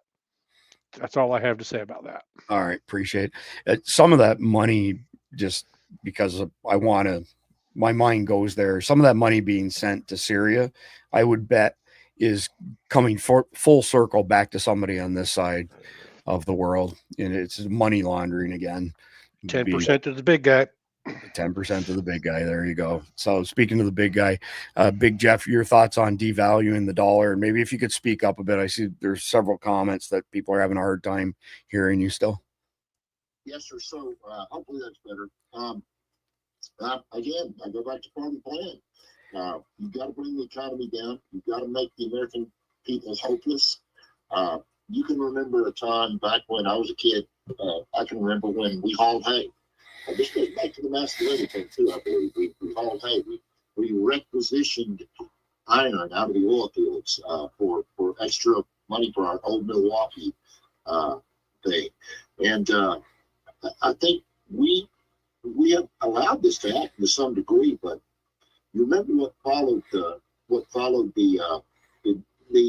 dropping of the gold standard was we ended up just a very short period of time later, because the economic position we found ourselves in, we ended up at the first oil embargo in 73. Mm-hmm. So it it's been a series of things that have repeated themselves over and over and over again. And I don't know why we're not smart enough to figure this out.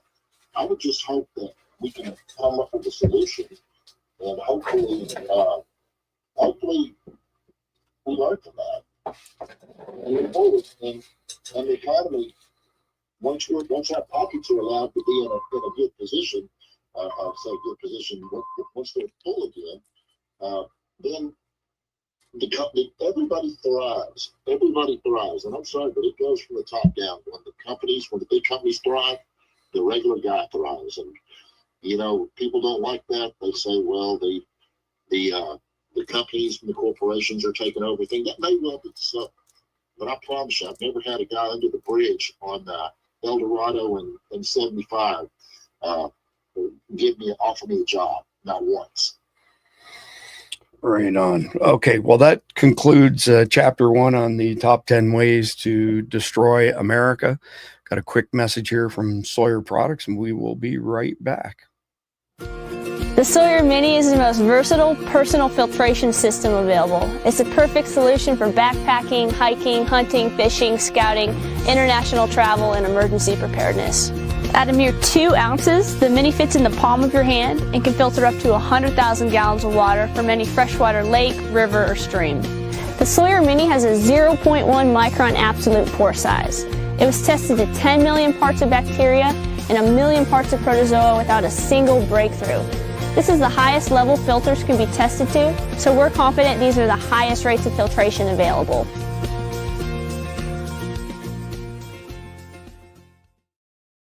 All right, so chapter 2, news headlines.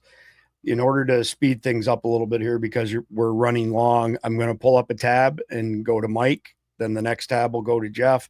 The next one will go to S2, and we'll just keep going in a circle like that. But 1 tab per person is the only way we're going to get through this. I will want to mention, that the president of CCW Safe will be with us tomorrow night, and Travis will be with us from Sawyer on Thursday. His family owns Sawyer Product. They're good people. Notice Mike shaking his head. Sawyer, solid people. All right, Mike. So we're going to start with you. And the very first one here is the Daniel Penny verdict wasn't a win, but a draw. He was still traumatized and had his freedom temporarily taken away for doing a job the state refused to do many times over.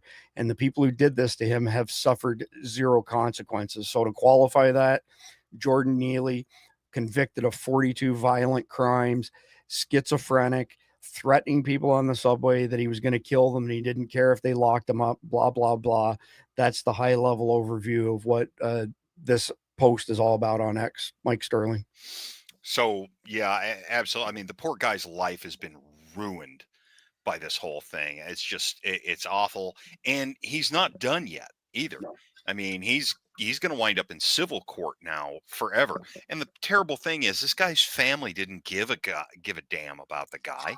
They didn't care about him until his face wound up on the news. And they're just grifters that are trying to just pick up a little money on this whole thing.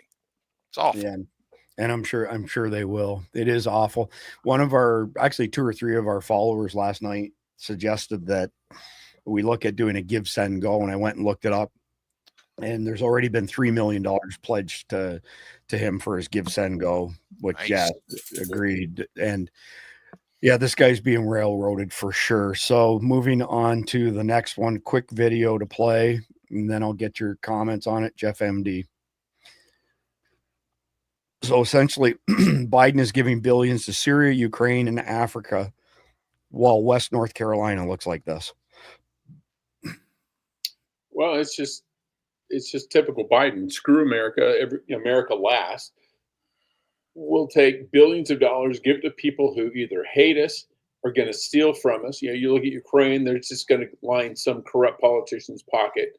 You go to Syria, it's going to go to probably some terrorist group's pocket. And in Africa, we know it's going to be stolen there. If 1 penny of a dollar makes it to the people on the ground, it would be a miracle worthy of the Vatican.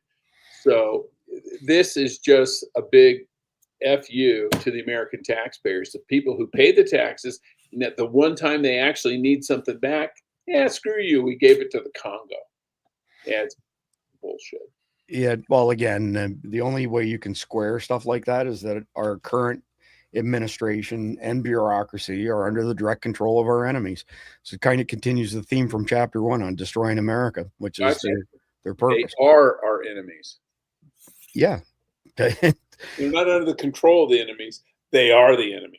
Well, same difference, I would argue. So, S2, moving to you next. The mainstream media, I don't know if you've caught this or not, is now referring to Trump is running a shadow presidency, and how dare he go to France to meet with world leaders and strike a deal with Macron on NATO spending inside of 30 minutes. I've even seen some talking heads go so far as to suggest that Donald Trump broke the Logan Act on the weekend by going to Notre Dame. What are your thoughts on that insanity?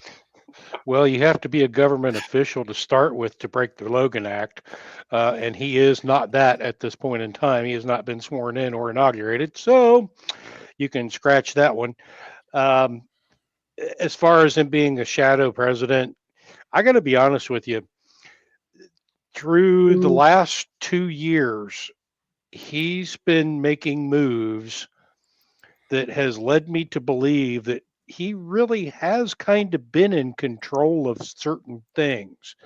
Whether that's setting up the bowling pins to knock them down later on or not, I do believe that he's been controlling a lot of things behind the scenes.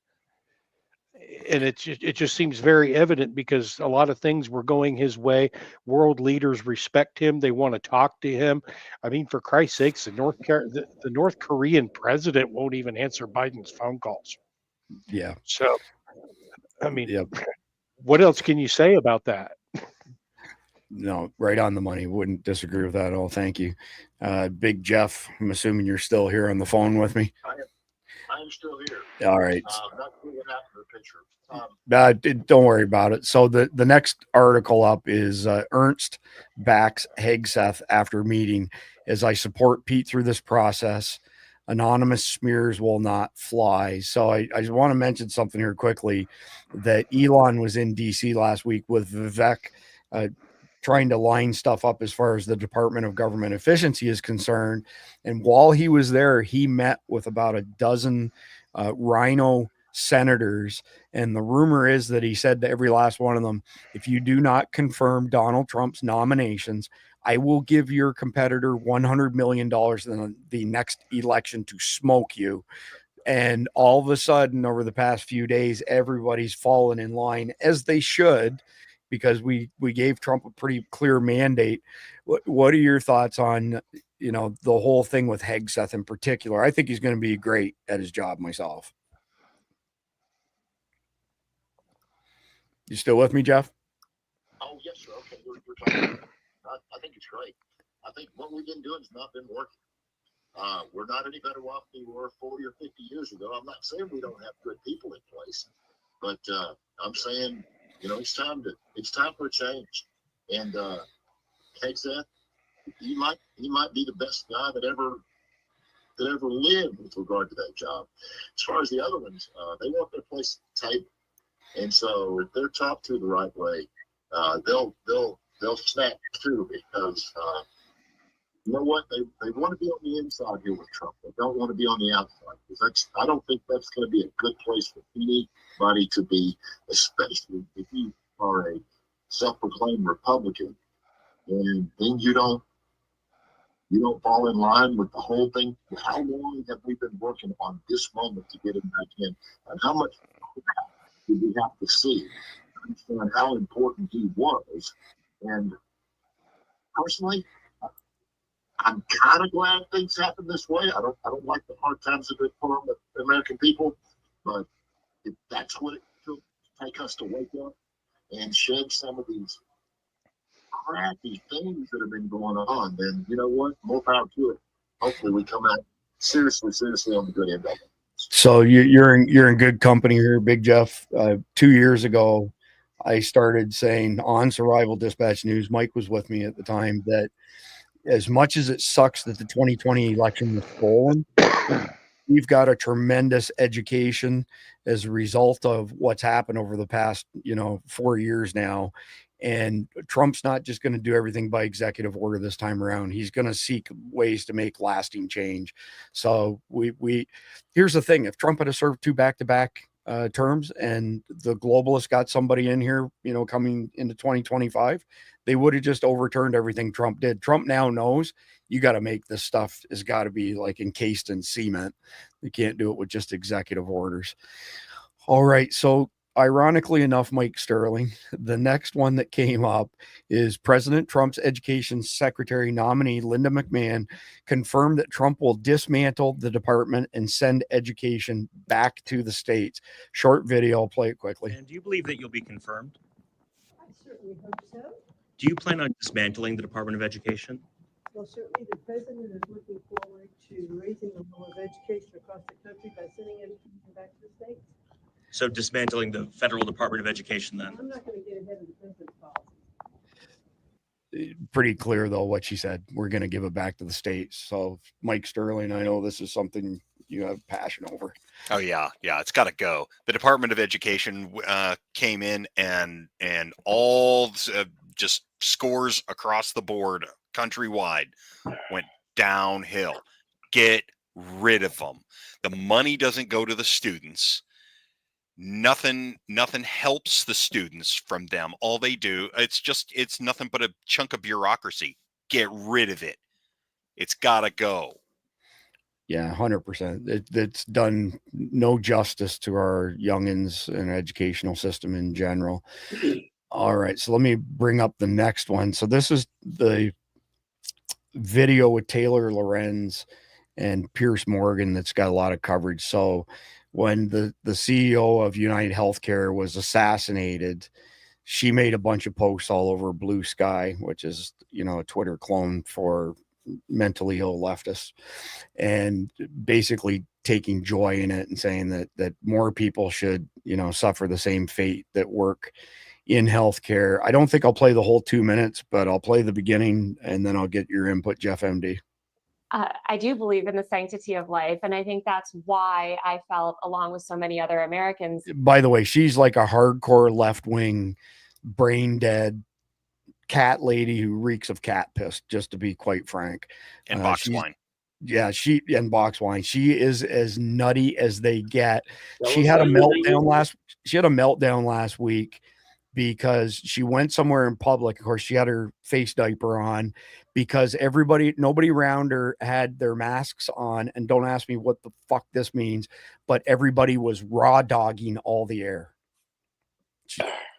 Oh, I remember that. Yeah. Nutcase, man. Joy, because it feels like. Serious? I mean, joy in a man's execution. Maybe not joy, but certainly not empathy. Because again, we're watching the footage. How can this make you joyful?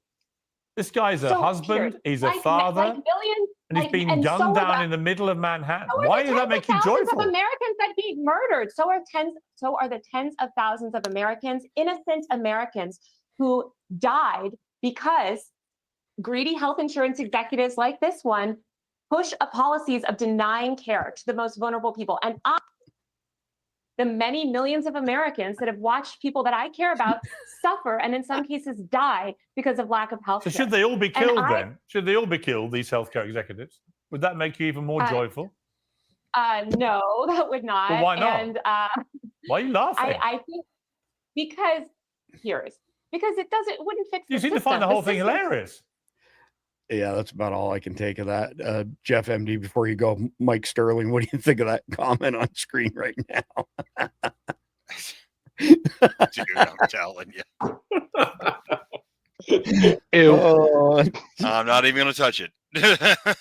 Well done, YAS 1334, Jeff. Okay, well, Taylor Lorenz she's a nutcase. She's a psychopath. She's just insane. She used to be the tech reporter for the Washington Post. They fired her. She then claims she went independent and Vox picked her up, and then Vox dumped her like a hot rock after her comments about the assassination of the guy in New York. she is someone who is 50, pretending to be 40, acting like she's 25. And she's just an idiot. And her career is circling the drain, and she's trying to be relevant by being outrageous. And you see that all the time with, old rockers who do stupid shit. So, it's that idea that there's no such thing as bad publicity. Yeah. Well, she's the queen of bad publicity. She's an idiot. Yeah. And just a typical socialist sociopath. Well said. Much more eloquent than me. So the next one here is for S2.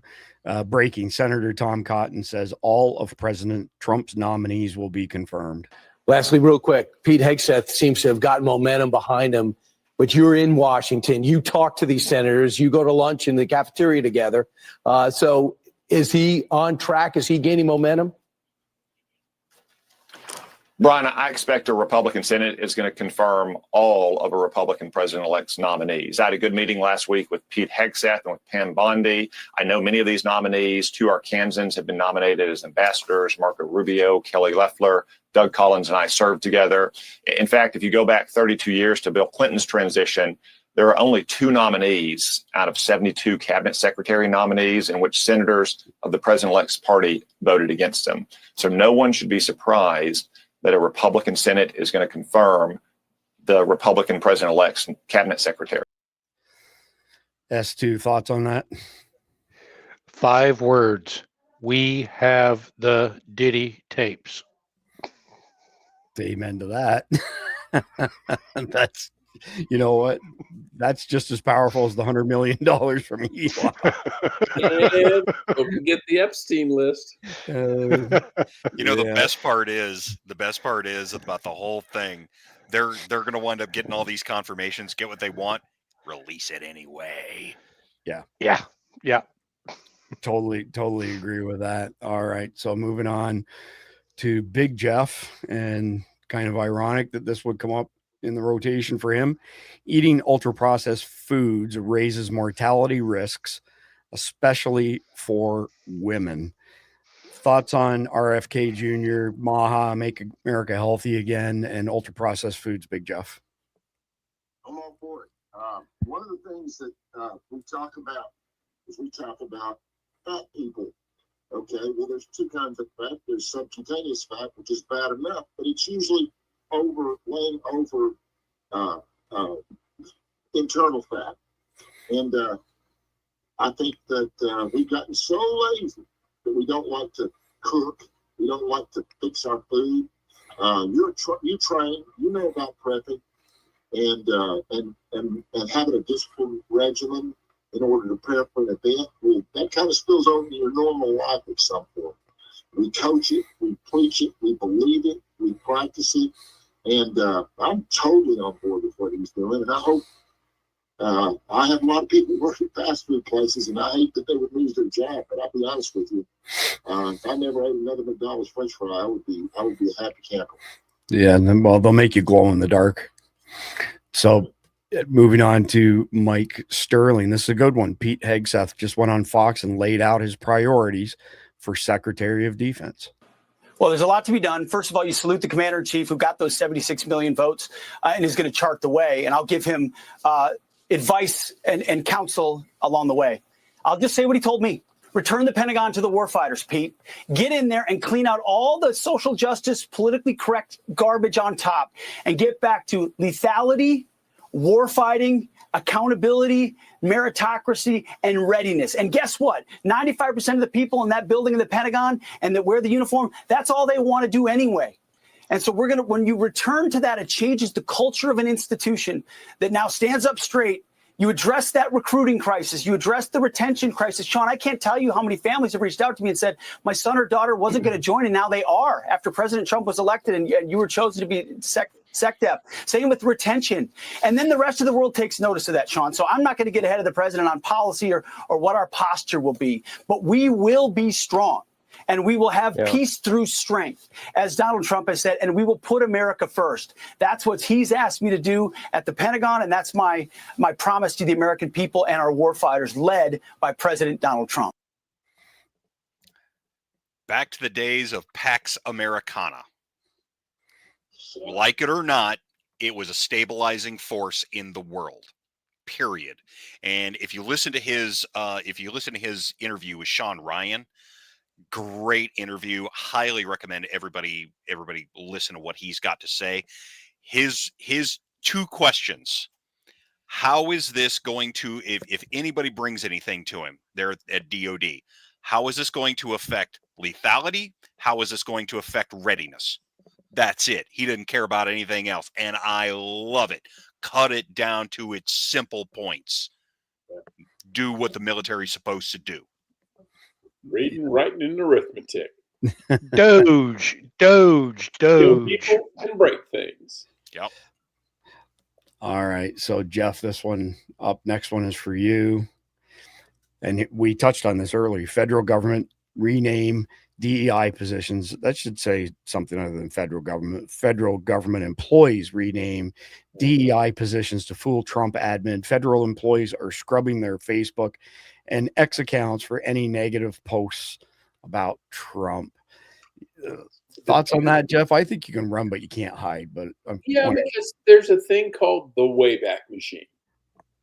You know, everything you ever posted on X or Twitter or Facebook has been archived, and all because it's not on your Facebook page or your X threads right now doesn't mean someone can't find it.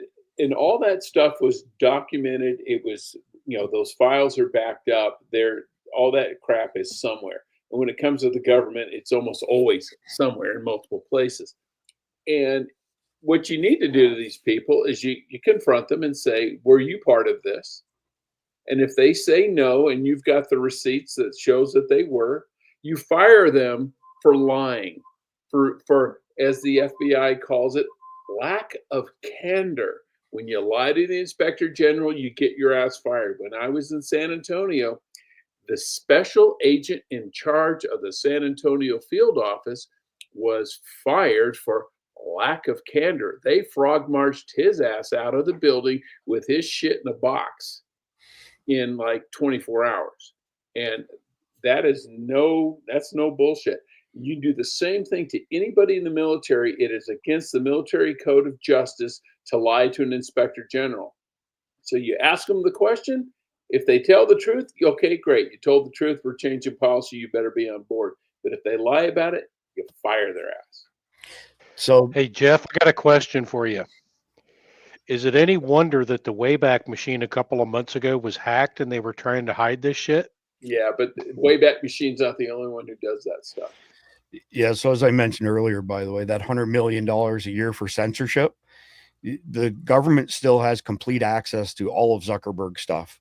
Yeah. So you can delete something, but government employees can still go in Facebook, Instagram, WhatsApp, anything that Zuckerberg has touched. There's a portal for that government agency, $100 million a year to spy on that stuff, and you can run, but you can't hide. So that tool may actually be used for good purposes. Yeah.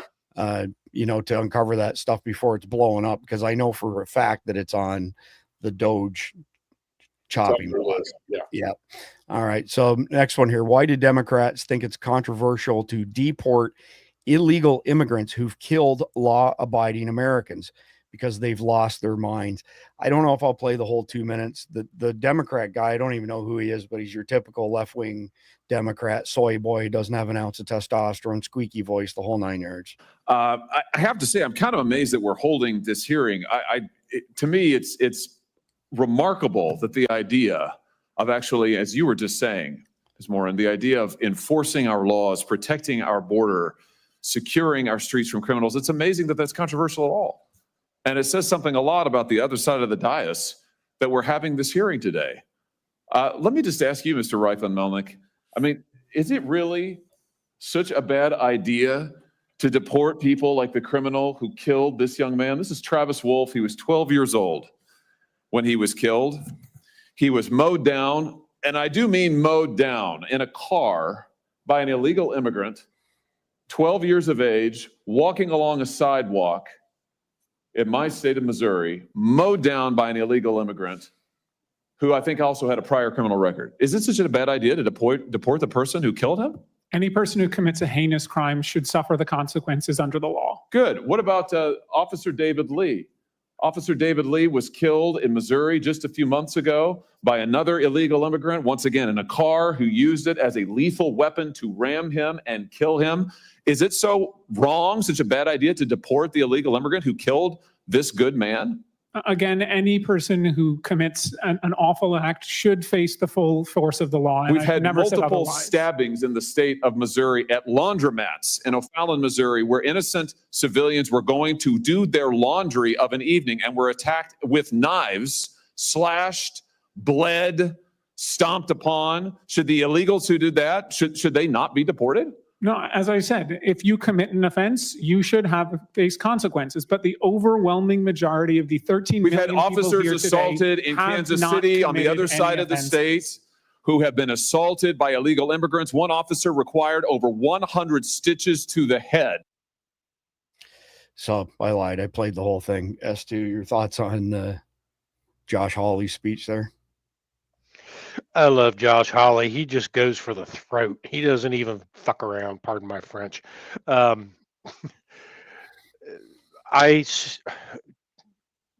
It's really hard because we've beat this horse to the point of where it's no longer dead anymore. It's now an oil spot. Deport them all. Yeah, all of them. They all set foot on across our border. I don't give a crap what you call them. You can call them newcomers, whatever you want, whatever soft language you want to use in the words of George Carlin. But they crossed our border. They are criminals by definition of what they have done. Deport them all. Yeah, the person who posted that, the context really is why are the Democrats arguing against us shipping out criminals like that? So, I mean, we're all in favor of mass deportation. What's mind-boggling with regards to that clip is how can anybody in our country who's an American and also a government official stand against deporting these shitbags? That's the chances are that guy works for an NGO that gets money from the federal government that is funded by bringing illegals into the country. No, that guy's a member of Congress. The soy boy was a member of Congress. Really? Yeah, really. Seriously. So, well, anyway, then chances are he probably has donors that are working for NGOs that are enabling this, that are giving him kickbacks. That's the way it works. Quite possibly. All right. So, Big Jeff, you still on the phone with me? Yes, sir. I'm still here. All right. So you get the fun one out of all the recent ones here. We haven't played anything from Rosie O'Donnell in quite a while. So check this one out. Well, hey, everybody, it's Friday all day, as my Nana would say. Oof. And look what I have on my lip. Everybody's been saying, you have herpes all this time. And I never had a cold sore in my life. And now. That's because she munched on the wrong carpet. Now I have a cold sore. And it makes me think that perhaps this weird pimple that had a tiny little head was a cold sore too. And so I talked to my doctor today and I did a video telehealth. And they said that it's not a cold sore. It's some reaction to the sun. Now, I did sit in the sun yesterday, but I had sunscreen on. So I don't know. I will let you know tomorrow if I do, in fact, have herpes, as some of the taunting from the MAGA people in the last couple of... She went to an urgent care clinic, by the way, and the next day revealed that it was indeed herpes. Couple of weeks. Hasn't it been fun, ladies and gentlemen, to be standing in direct opposition to everything he is and represents? And always have been. And always will be. All right. Big Jeff comments on shit for brains, Rosie O'Donnell.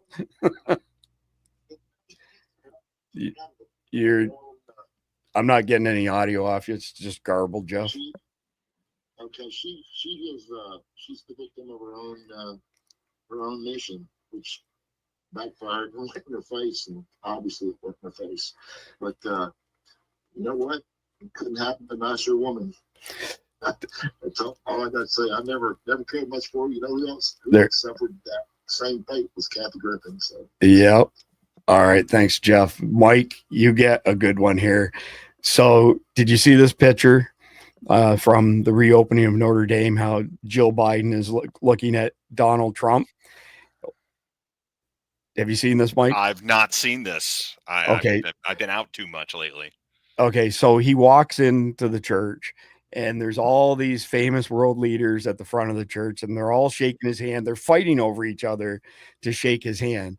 And he sits down, and Jill Biden's beside him, and she's all goo goo gaga eyes with him and stuff. This gets really good. So he posted something on Sunday. I can't remember the context, where he was, saying something about even my enemies love me, that sort of thing. Well, on Monday, he released his new cologne for men and women, and it's called Fight, Fight, Fight. And it's hilarious. So he's now using it to his advantage, concluding that it's a scent that your enemies cannot resist right there. To what world do we live in, man? Here are my new Trump perfumes and colognes. I call them Fight, Fight, Fight because they represent us winning great. And again, and even your enemies will love you. Oh my God. That's too funny. So, I don't even know what to say about that. And I think I'm the only one here who hasn't seen that previously. God. Well, fair enough. We got enough pulled up here. I'll give you the next one just because, what can you say other than that's the dawn, right? All right. So this is regarding Daniel Penny and Jordan Neely. Community notes for the win. Jordan Neely deserved better than the violence of being denied access to stable housing and healthcare and then dehumanized for it. Jordan Neely deserved better than the systems that allow for and justify extrajudicial white supremacist violence against Black people. Readers added context that they thought people might want to know. As part of a plea agreement with prosecutors after he punched a 67-year-old woman in the street in 2021, Jordan Neely was given free access to stable housing and health care at a treatment facility in the Bronx. He abandoned the facility after 13 days. Yeah, because everybody's like, oh, they're homeless. No, they've got mental problems and they're drug addicts. Well, and with a rap sheet a mile long. Right. And one goes with the others. It's almost all of the 42 convictions are related to assault in one form or another. That was this guy's MO, right? So we shouldn't have, we shouldn't have done anything about it. So anyway, next one, I don't know that there's really much for anybody to comment on, but Jeff, it is yours, so you can comment on it if you want, but you thought Trump was going to be in prison and now he's your president. Yeah, this is Trump. This is the cure for Trump derangement syndrome, and it doesn't cure it. They just kill themselves, which effectively cures. Yeah, I could get behind that. What do you say? It's like, okay, you thought you were sitting in prison, instead he's your president, and you just like, psych. Yeah, exactly. All right. So next one that we've got up, it was a pleasure to have dinner the other night with Governor Justin Trudeau of the great state of Canada. I look forward to seeing the governor again soon so that we may continue our in-depth talks on tariffs and trades, the results of which will be truly spectacular for all. So for anybody out there who's wondering why we're laughing, at the dinner table on the weekend, Justin Trudeau said to Donald Trump that he didn't think the Canadian economy could sustain a 25% tariff, that it would destroy his country. And Donald Trump's reply was, well, if you're going to rip us off for $100 billion a year, there's the rules. But, you could always become the 51st state and I'll make you the governor of the state. So there's the context from that one. I don't know that there's much more to really discuss on that. This one, though, is definitely worth discussing. Joe Biden's presidency began with him denying the existence of Hunter Biden's laptop and is ending with Biden pardoning Hunter for his laptop. If that's just not, that's a fine point, if you ask me. I don't know if anybody wants to add to that, but that's true irony right there. Well, it's basically him admitting all along the laptop was 100% real. I lied to you from the get-go. Oops. Bad on me. All right, we'll move on to the next one. Martha's Vineyard set a beautiful example for the nation. They used the military to deport every last illegal migrant from their island in less than 48 hours. The entire nation should emulate Martha's Vineyard. Y'all remember when that happened a couple years ago? I can't remember. It was either DeSantis or Abbott that sent a bunch of illegals to Martha's Vineyard, and they all, of course, shit their pants over it. So they lost their damn minds. It was Abbott. Yeah. All right. Here's a good one. Past few weeks, Trump landslide win, full control of Congress. All Trump cases drop. Major companies drop DEI. Cable news ratings collapse. World leaders kneel to Trump. Epic nominees for the cabinet. Lake and Riley's killers found guilty. Daniel Penny, full acquittal in New York. That's not a bad run compared to what we've been dealing with up until this point in time. Next one, Liz Cheney, accused of destroying 117 January 6 files, says she should not go to jail. Go to jail. Yeah, Here, let's take a secret ballot. Ready? Oh, look, jail. Do not pass go. Yeah. Do not collect $200. Exactly. Right. All right. So check this out. Find someone that looks at you the way Lindsey Graham looks at war. I'm thinking that's the way he looks at Diddy. It could be Diddy. Could be. I don't know. And there's the divider in chief and his husband, Michael, of course. Yeah. And here's a good place for Elon Musk's Dodge department to start downsizing government. More than 14,000 federal employees accessed Americans' private financial data over 3 million times to target conservatives and Trump supporters. A new report by the House Judiciary Committee exposed how more than 14,000 federal employees access the private financial data for Americans over 3 million times. The committee and select subcommittee launched this investigation into government-led financial surveillance after a whistleblower disclosed the events following January 6, 2021. Bank of America voluntarily and without legal process provided the FBI with a list of names and individuals who used a Bank of America credit or debit card in the Washington, D.C. region around that time. Isn't that brutal? Like, I mean, I don't know what else we can say to it. So it's a James Bond clone, ejector seat, hit the button. There you go. What do you think? Right. What do you think those guys make? Like maybe 12,000 or maybe average salary 10,000 a month. How much money would that save? Oh, a bunch. Yeah. They probably make and you also look at employment costs of health insurance and pensions and all that. It's probably closer to $160,000 a year per person. Yeah. Eject. Yeah, I mean, I wouldn't actually be surprised to see the burden around 50% on them because they've got, all kinds of benefits and 401ks and all that stuff. It wouldn't be a stretch actually with the burden to be around $200K per year for your average federal government employee. All right. So we are at the end of chapter 3, which means we cover homework for our audience, things that you can do in light of the main topic tonight, which was the 10 steps on how to destroy America. I've got a handful of bullets. I'm going to rhyme them off quickly and then give all y'all a chance to weigh in on that. And then Mike with the conflicted question, and we call it a wrap. So speak up when others support Obama policies like open borders, unmitigated invaders from third world countries, widespread welfare programs, DEI, CRT, ESG, et cetera, and let people know why those types of policies will destroy America. This whole, position that we have held for many, many years of, I don't care what you do, as long as you're not hurting anybody else, leave me alone.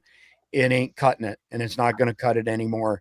We have to stand up and take our country back, or we will lose it. Number 2, do your due diligence before voting for anybody in any election. Just because someone is on the GOP ticket doesn't mean they're one of the good guys.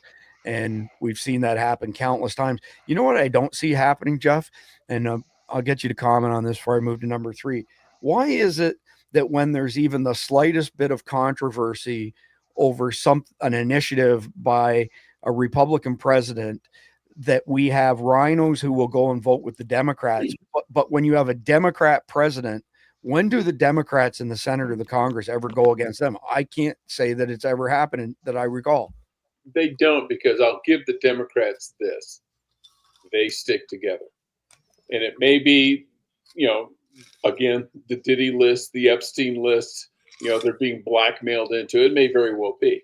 And if I was from a pure Machiavellian point of view, if I was the leader of the Democrat Party or Nancy Pelosi, the de facto leader, and my whole objective was power and how to hold on to it, would I use the Epstein list and the Diddy list to browbeat people into supporting me? Hell yeah.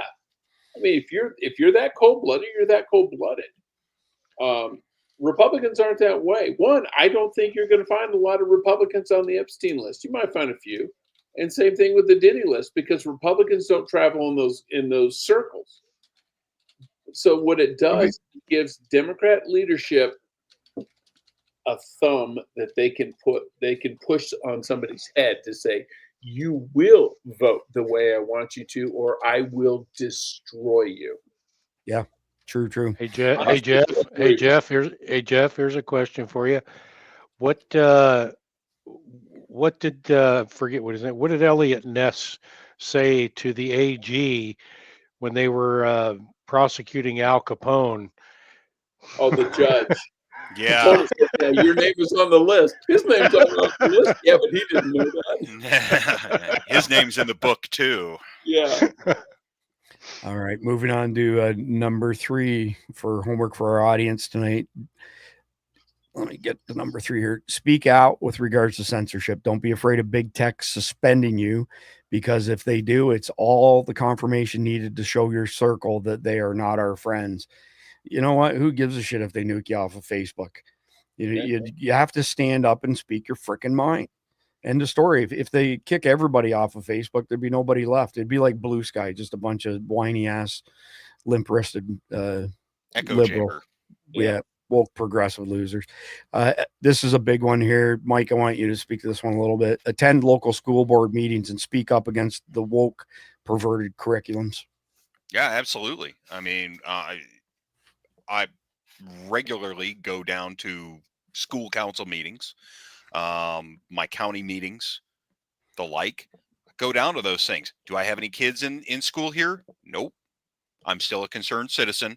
I'm happy to go to these things and still ask to look at these things. Now, that being said, near where I am, we have the only K through 12 Daughters of the American Revolution school in our area, which is hilarious. That is big entertainment when Bama football's not on, which we're not even going to get into that for this year. Okay, so don't even start with me, Jeff. And you too, S2, just don't even say a word about this. Anyway, We're not going to talk about this. Okay, we're having a bad year. Anyway, but that's the big sport around here, is watching the Daughters of the American Revolution and the school board in Montgomery go to town on each other. That's hilarious. I stand behind the DAR on that sort of stuff. Their curriculum stuff is great. It's those school boards that are the problems. You got to go there. You got to put the screws to them. They cannot survive when you shine the light on their lies. They can't do it. They don't want to see those things. Amen to that. 100%. Next piece of homework. If you fear speaking up, share your story with somebody like Survival Dispatch News, other truth tellers who will get it out there for you and essentially shield you from any repercussions. Next point, don't patronize woke companies like Budweiser, Fagwar, and all these other crazy companies. That's my new name for Jaguar, by the way. And I came up with it before any memes came out with the rainbow stuff on the Fagwar cars. Speak up against anti-Caucasian racism. Enough is enough. Everything is our fault. We're the only ones that it's okay to shit on in society. Go ahead, Jeff.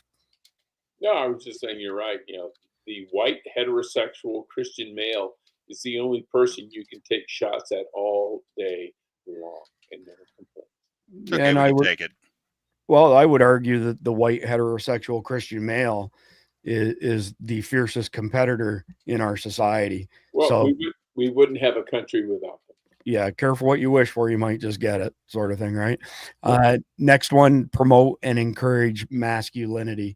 We've got to speak up against this shit of the, making children effeminate and whatnot. It's how come there's a question for you. Anybody can take this question. Why is it that only woke left-wing, especially woke left-wing Hollywood people have transgender kids? Because it's created by socially, not biologically. Did any of you see the Annette Bening comment on her child being transgender?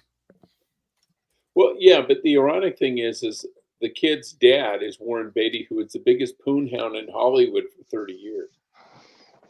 So that's saying something. It must have come from her. Yeah. So let me just share this quickly, just because this is the level of insanity. So I'm not going to play the video that goes with this, but Annette Bening says her trans child is such an inspiration.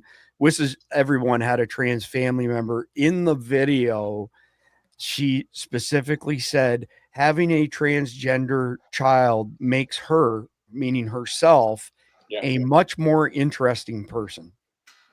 And there's your answer right there. It's all about her. Yeah. Annette Bening is a dried up old fucking California raisin. Yes, she is. Yeah.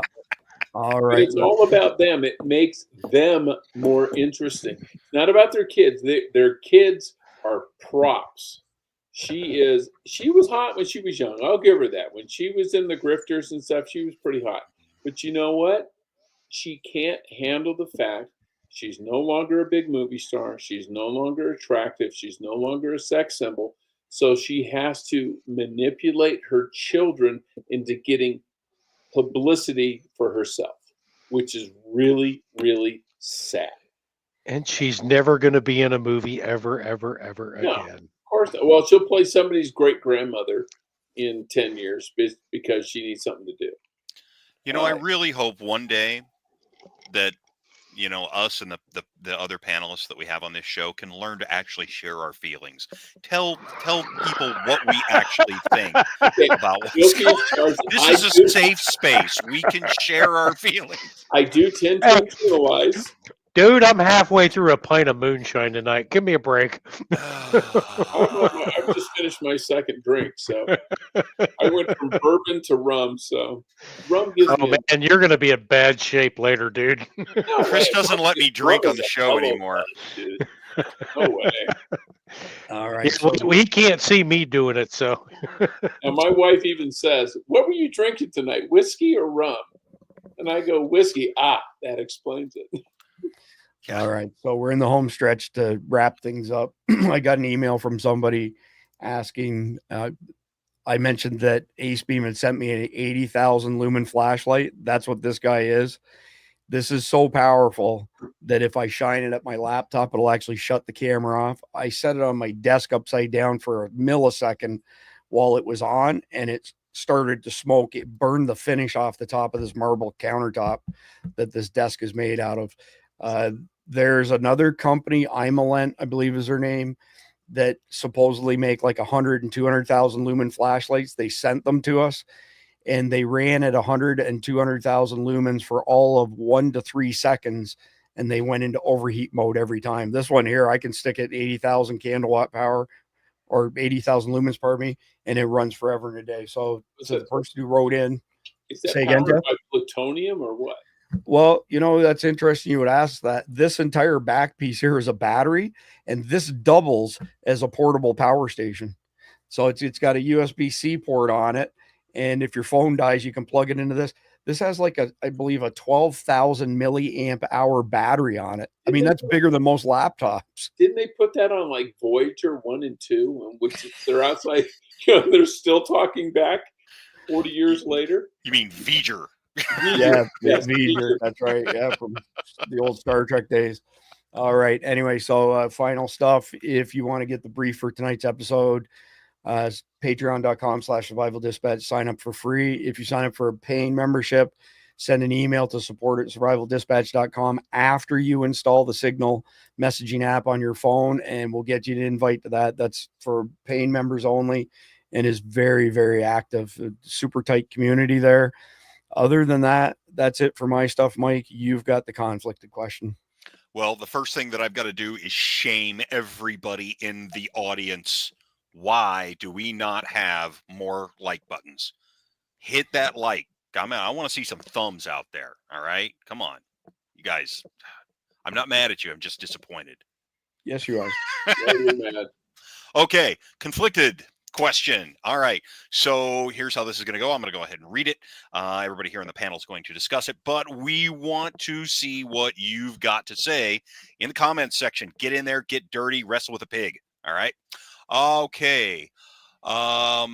Operation Paperclip was the U.S. OSS's program after the end of World War II, in which more than 1,500 Germans, primarily scientists, but also engineers and technicians from the Nazi war machine, were brought to the United States for government employment. They were all given a clean identity and none suffered persecution for their crimes. What do you think of the American... wait, that doesn't work. What do you think of the American government's decision to do such things? Jeff? You need a prescription monocle. First of That all, whole thing knowing turned the back history of on me. Operation Paperclip, I have no problem with it whatsoever. Werner Braun, if it wasn't for Werner von Braun, we would never would have put a man on the moon, and there would be no good German restaurants in Huntsville, Alabama. And there's all their great, wives, because there's they were great great ones here. restaurants. But you got to realize too, in World War II, if you weren't a Nazi, you was in trouble. Werner von Braun was actually investigated by the Gestapo for being anti-Nazi. Why? Because he put too many change orders in on the V2 rocket. Because he was trying to make the best rocket he could, and he would make changes, and they said, you're slowing down production. Okay, well, and they actually put him on trial, I think, or investigated him. So no, if you need technology and that guy has the technology, you take that guy. As we said during the space race, our German scientists are better than their German scientists because they were ahead of us. Are you going to throw away that gargantuan leap in technology because they had joined the Nazi party because they had to keep their job? Hell no. So that comment is perfect, Jeff. Leads into my answer in that why were the Germans so far ahead of us? Well, necessity is the mother of all invention. So, they had very hard time getting raw materials into the country as the war drug on. And so they ended up having to create synthetic versions of many organic things. And first and foremost, they wanted to build super soldiers that theoretically could carry a 100-pound rucksack for 100 miles nonstop. Obviously that didn't happen, but they created synthetic testosterone because prior to that, it had to be harvested from cadavers. And testosterone, when it's injected, is a recovery agent. If you don't do any activity, you won't gain anything from it at all.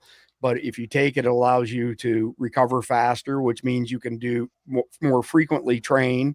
And the more frequently you can train, the more the output of the work is. And therefore, theoretically, the better the athlete you are, better the soldier. But there's numerous things, whether it be plastic. I mean, we could go down a massive list of things that were invented directly as a result of German scientists having to create stuff because all the supplies for everything else were cut off. So absolutely, man, we lost, hundreds of thousands of men in World War II. At the very least, we deserve to take all the technology out of it, because if it wasn't for us, the world will look very, very different today. So that's my answer. Big Jeff, do you want to chime in on that? That was the Legends Force program, and they ramped up, and I'm telling you, it worked for a long time. Hey Jeff, do you have a mic plugged in, or is it just coming off your phone, or where's your mic? I'd pick your phone up and put it closer to your face and see if you can do it. It's not that, it's just really muffled. if you hold your phone up, don't worry about the picture. Just hold the phone up to your face, and hopefully we'll get the right volume. That's better. That's better. It was the Lebensborn program, and they bred for a specific result, and they had no qualms about it. And my grandmother was German, and she was married to a big German guy, and he had the blonde hair, the blue eyes, and they moved over here probably in the early 1900s, but that program was alive and well, and you can't tell me selective breeding doesn't work. You're not going to convince me of that. You put the best with the best, and you're going to genetically improve your product. It's just the way it works. All right, appreciate it. S2, do you want to weigh in on this? Yeah, taking the pragmatic view of all of this, while I understand the technology piece of it, the one thing that was missing out of a lot of this was in my opinion, was the vetting of these people that came over. If there were people that they brought over that were involved in committing crimes against humanity that should have been subjected to Nuremberg, I think they should have kicked them to the curb. I don't think there was much scrutiny involved there where that was the case. They were more interested in, just like the Chinese, what technology can we steal from the Germans to our advantage? It's a moral question, really. As Mike always puts it, this is the test of your morals. Are you simply greedy for the technology, or are you willing to take a look at what the cost of your own humanity is for these types of actions? And I think that if we were to do something like that again, like for instance, if we had somebody from Iran, for instance, not that they're ahead of us, hint, hint, if they were to have somebody that wanted to come and defect to the United States and say, hey, we got this brand new secret stuff that we got from Russia and China, I think vetting of that person should be necessary to see if they've been involved in the humanitarian abuses that occur in these countries. Yep, that's my opinion. Yep. Nope. Fair enough. That's very reasonable. Mike, you got it. Take it home. So of course, the damage is already done. You can't put the toothpaste back into the tube, right? The people are dead. You've got Nazis and you've got Japanese from Unit 731. The damage is done. At a certain point, you got to go, okay, are we going to completely throw away all this and the sacrifices that were made by those people, or are we going to move forward as humankind? It sucks. It's a terrible way that they did it. But yes, yeah, a lot of these Operation Paperclip scientists absolutely should have been brought in. It's Luke, it's lose big, lose little, right? The world had already burned for, God, what, 9 years at that point? Go ahead, save the brains. Now, do I really necessarily agree with all the Unit 731 scientists coming in? Not necessarily. They did some absolutely hideous crap that made the friggin' Germans look nice. But don't waste the sacrifice at all. Now, there is an additional Operation Paperclip that is happening now as we speak.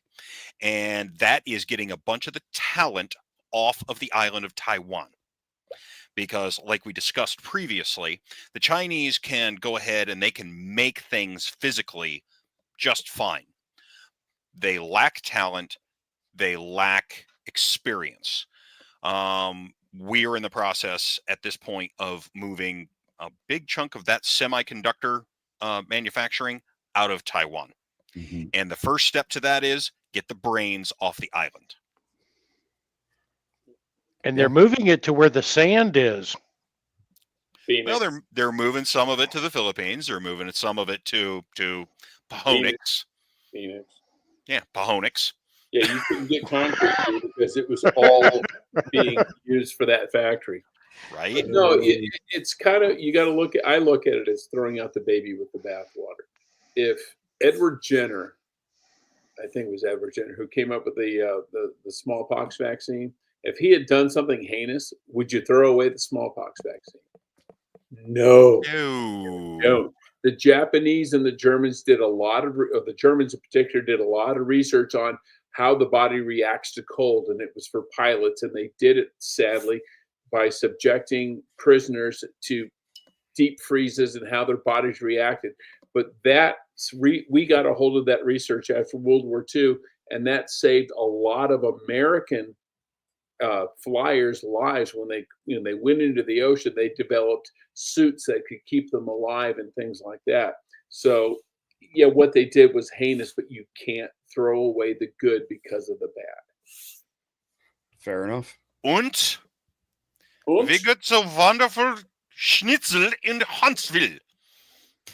Great schnitzel in Huntsville. And they have some in Kentucky too.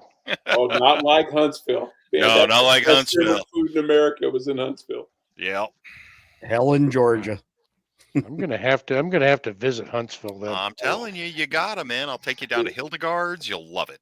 They were How's the all bratwurst? wives How's of the the bratwurst? Is it real bratwurst? All right. Und We gut are at the schwatzen. end. We are at the end of the episode here. Please like, share, comment, subscribe. God bless All right, America. let's go.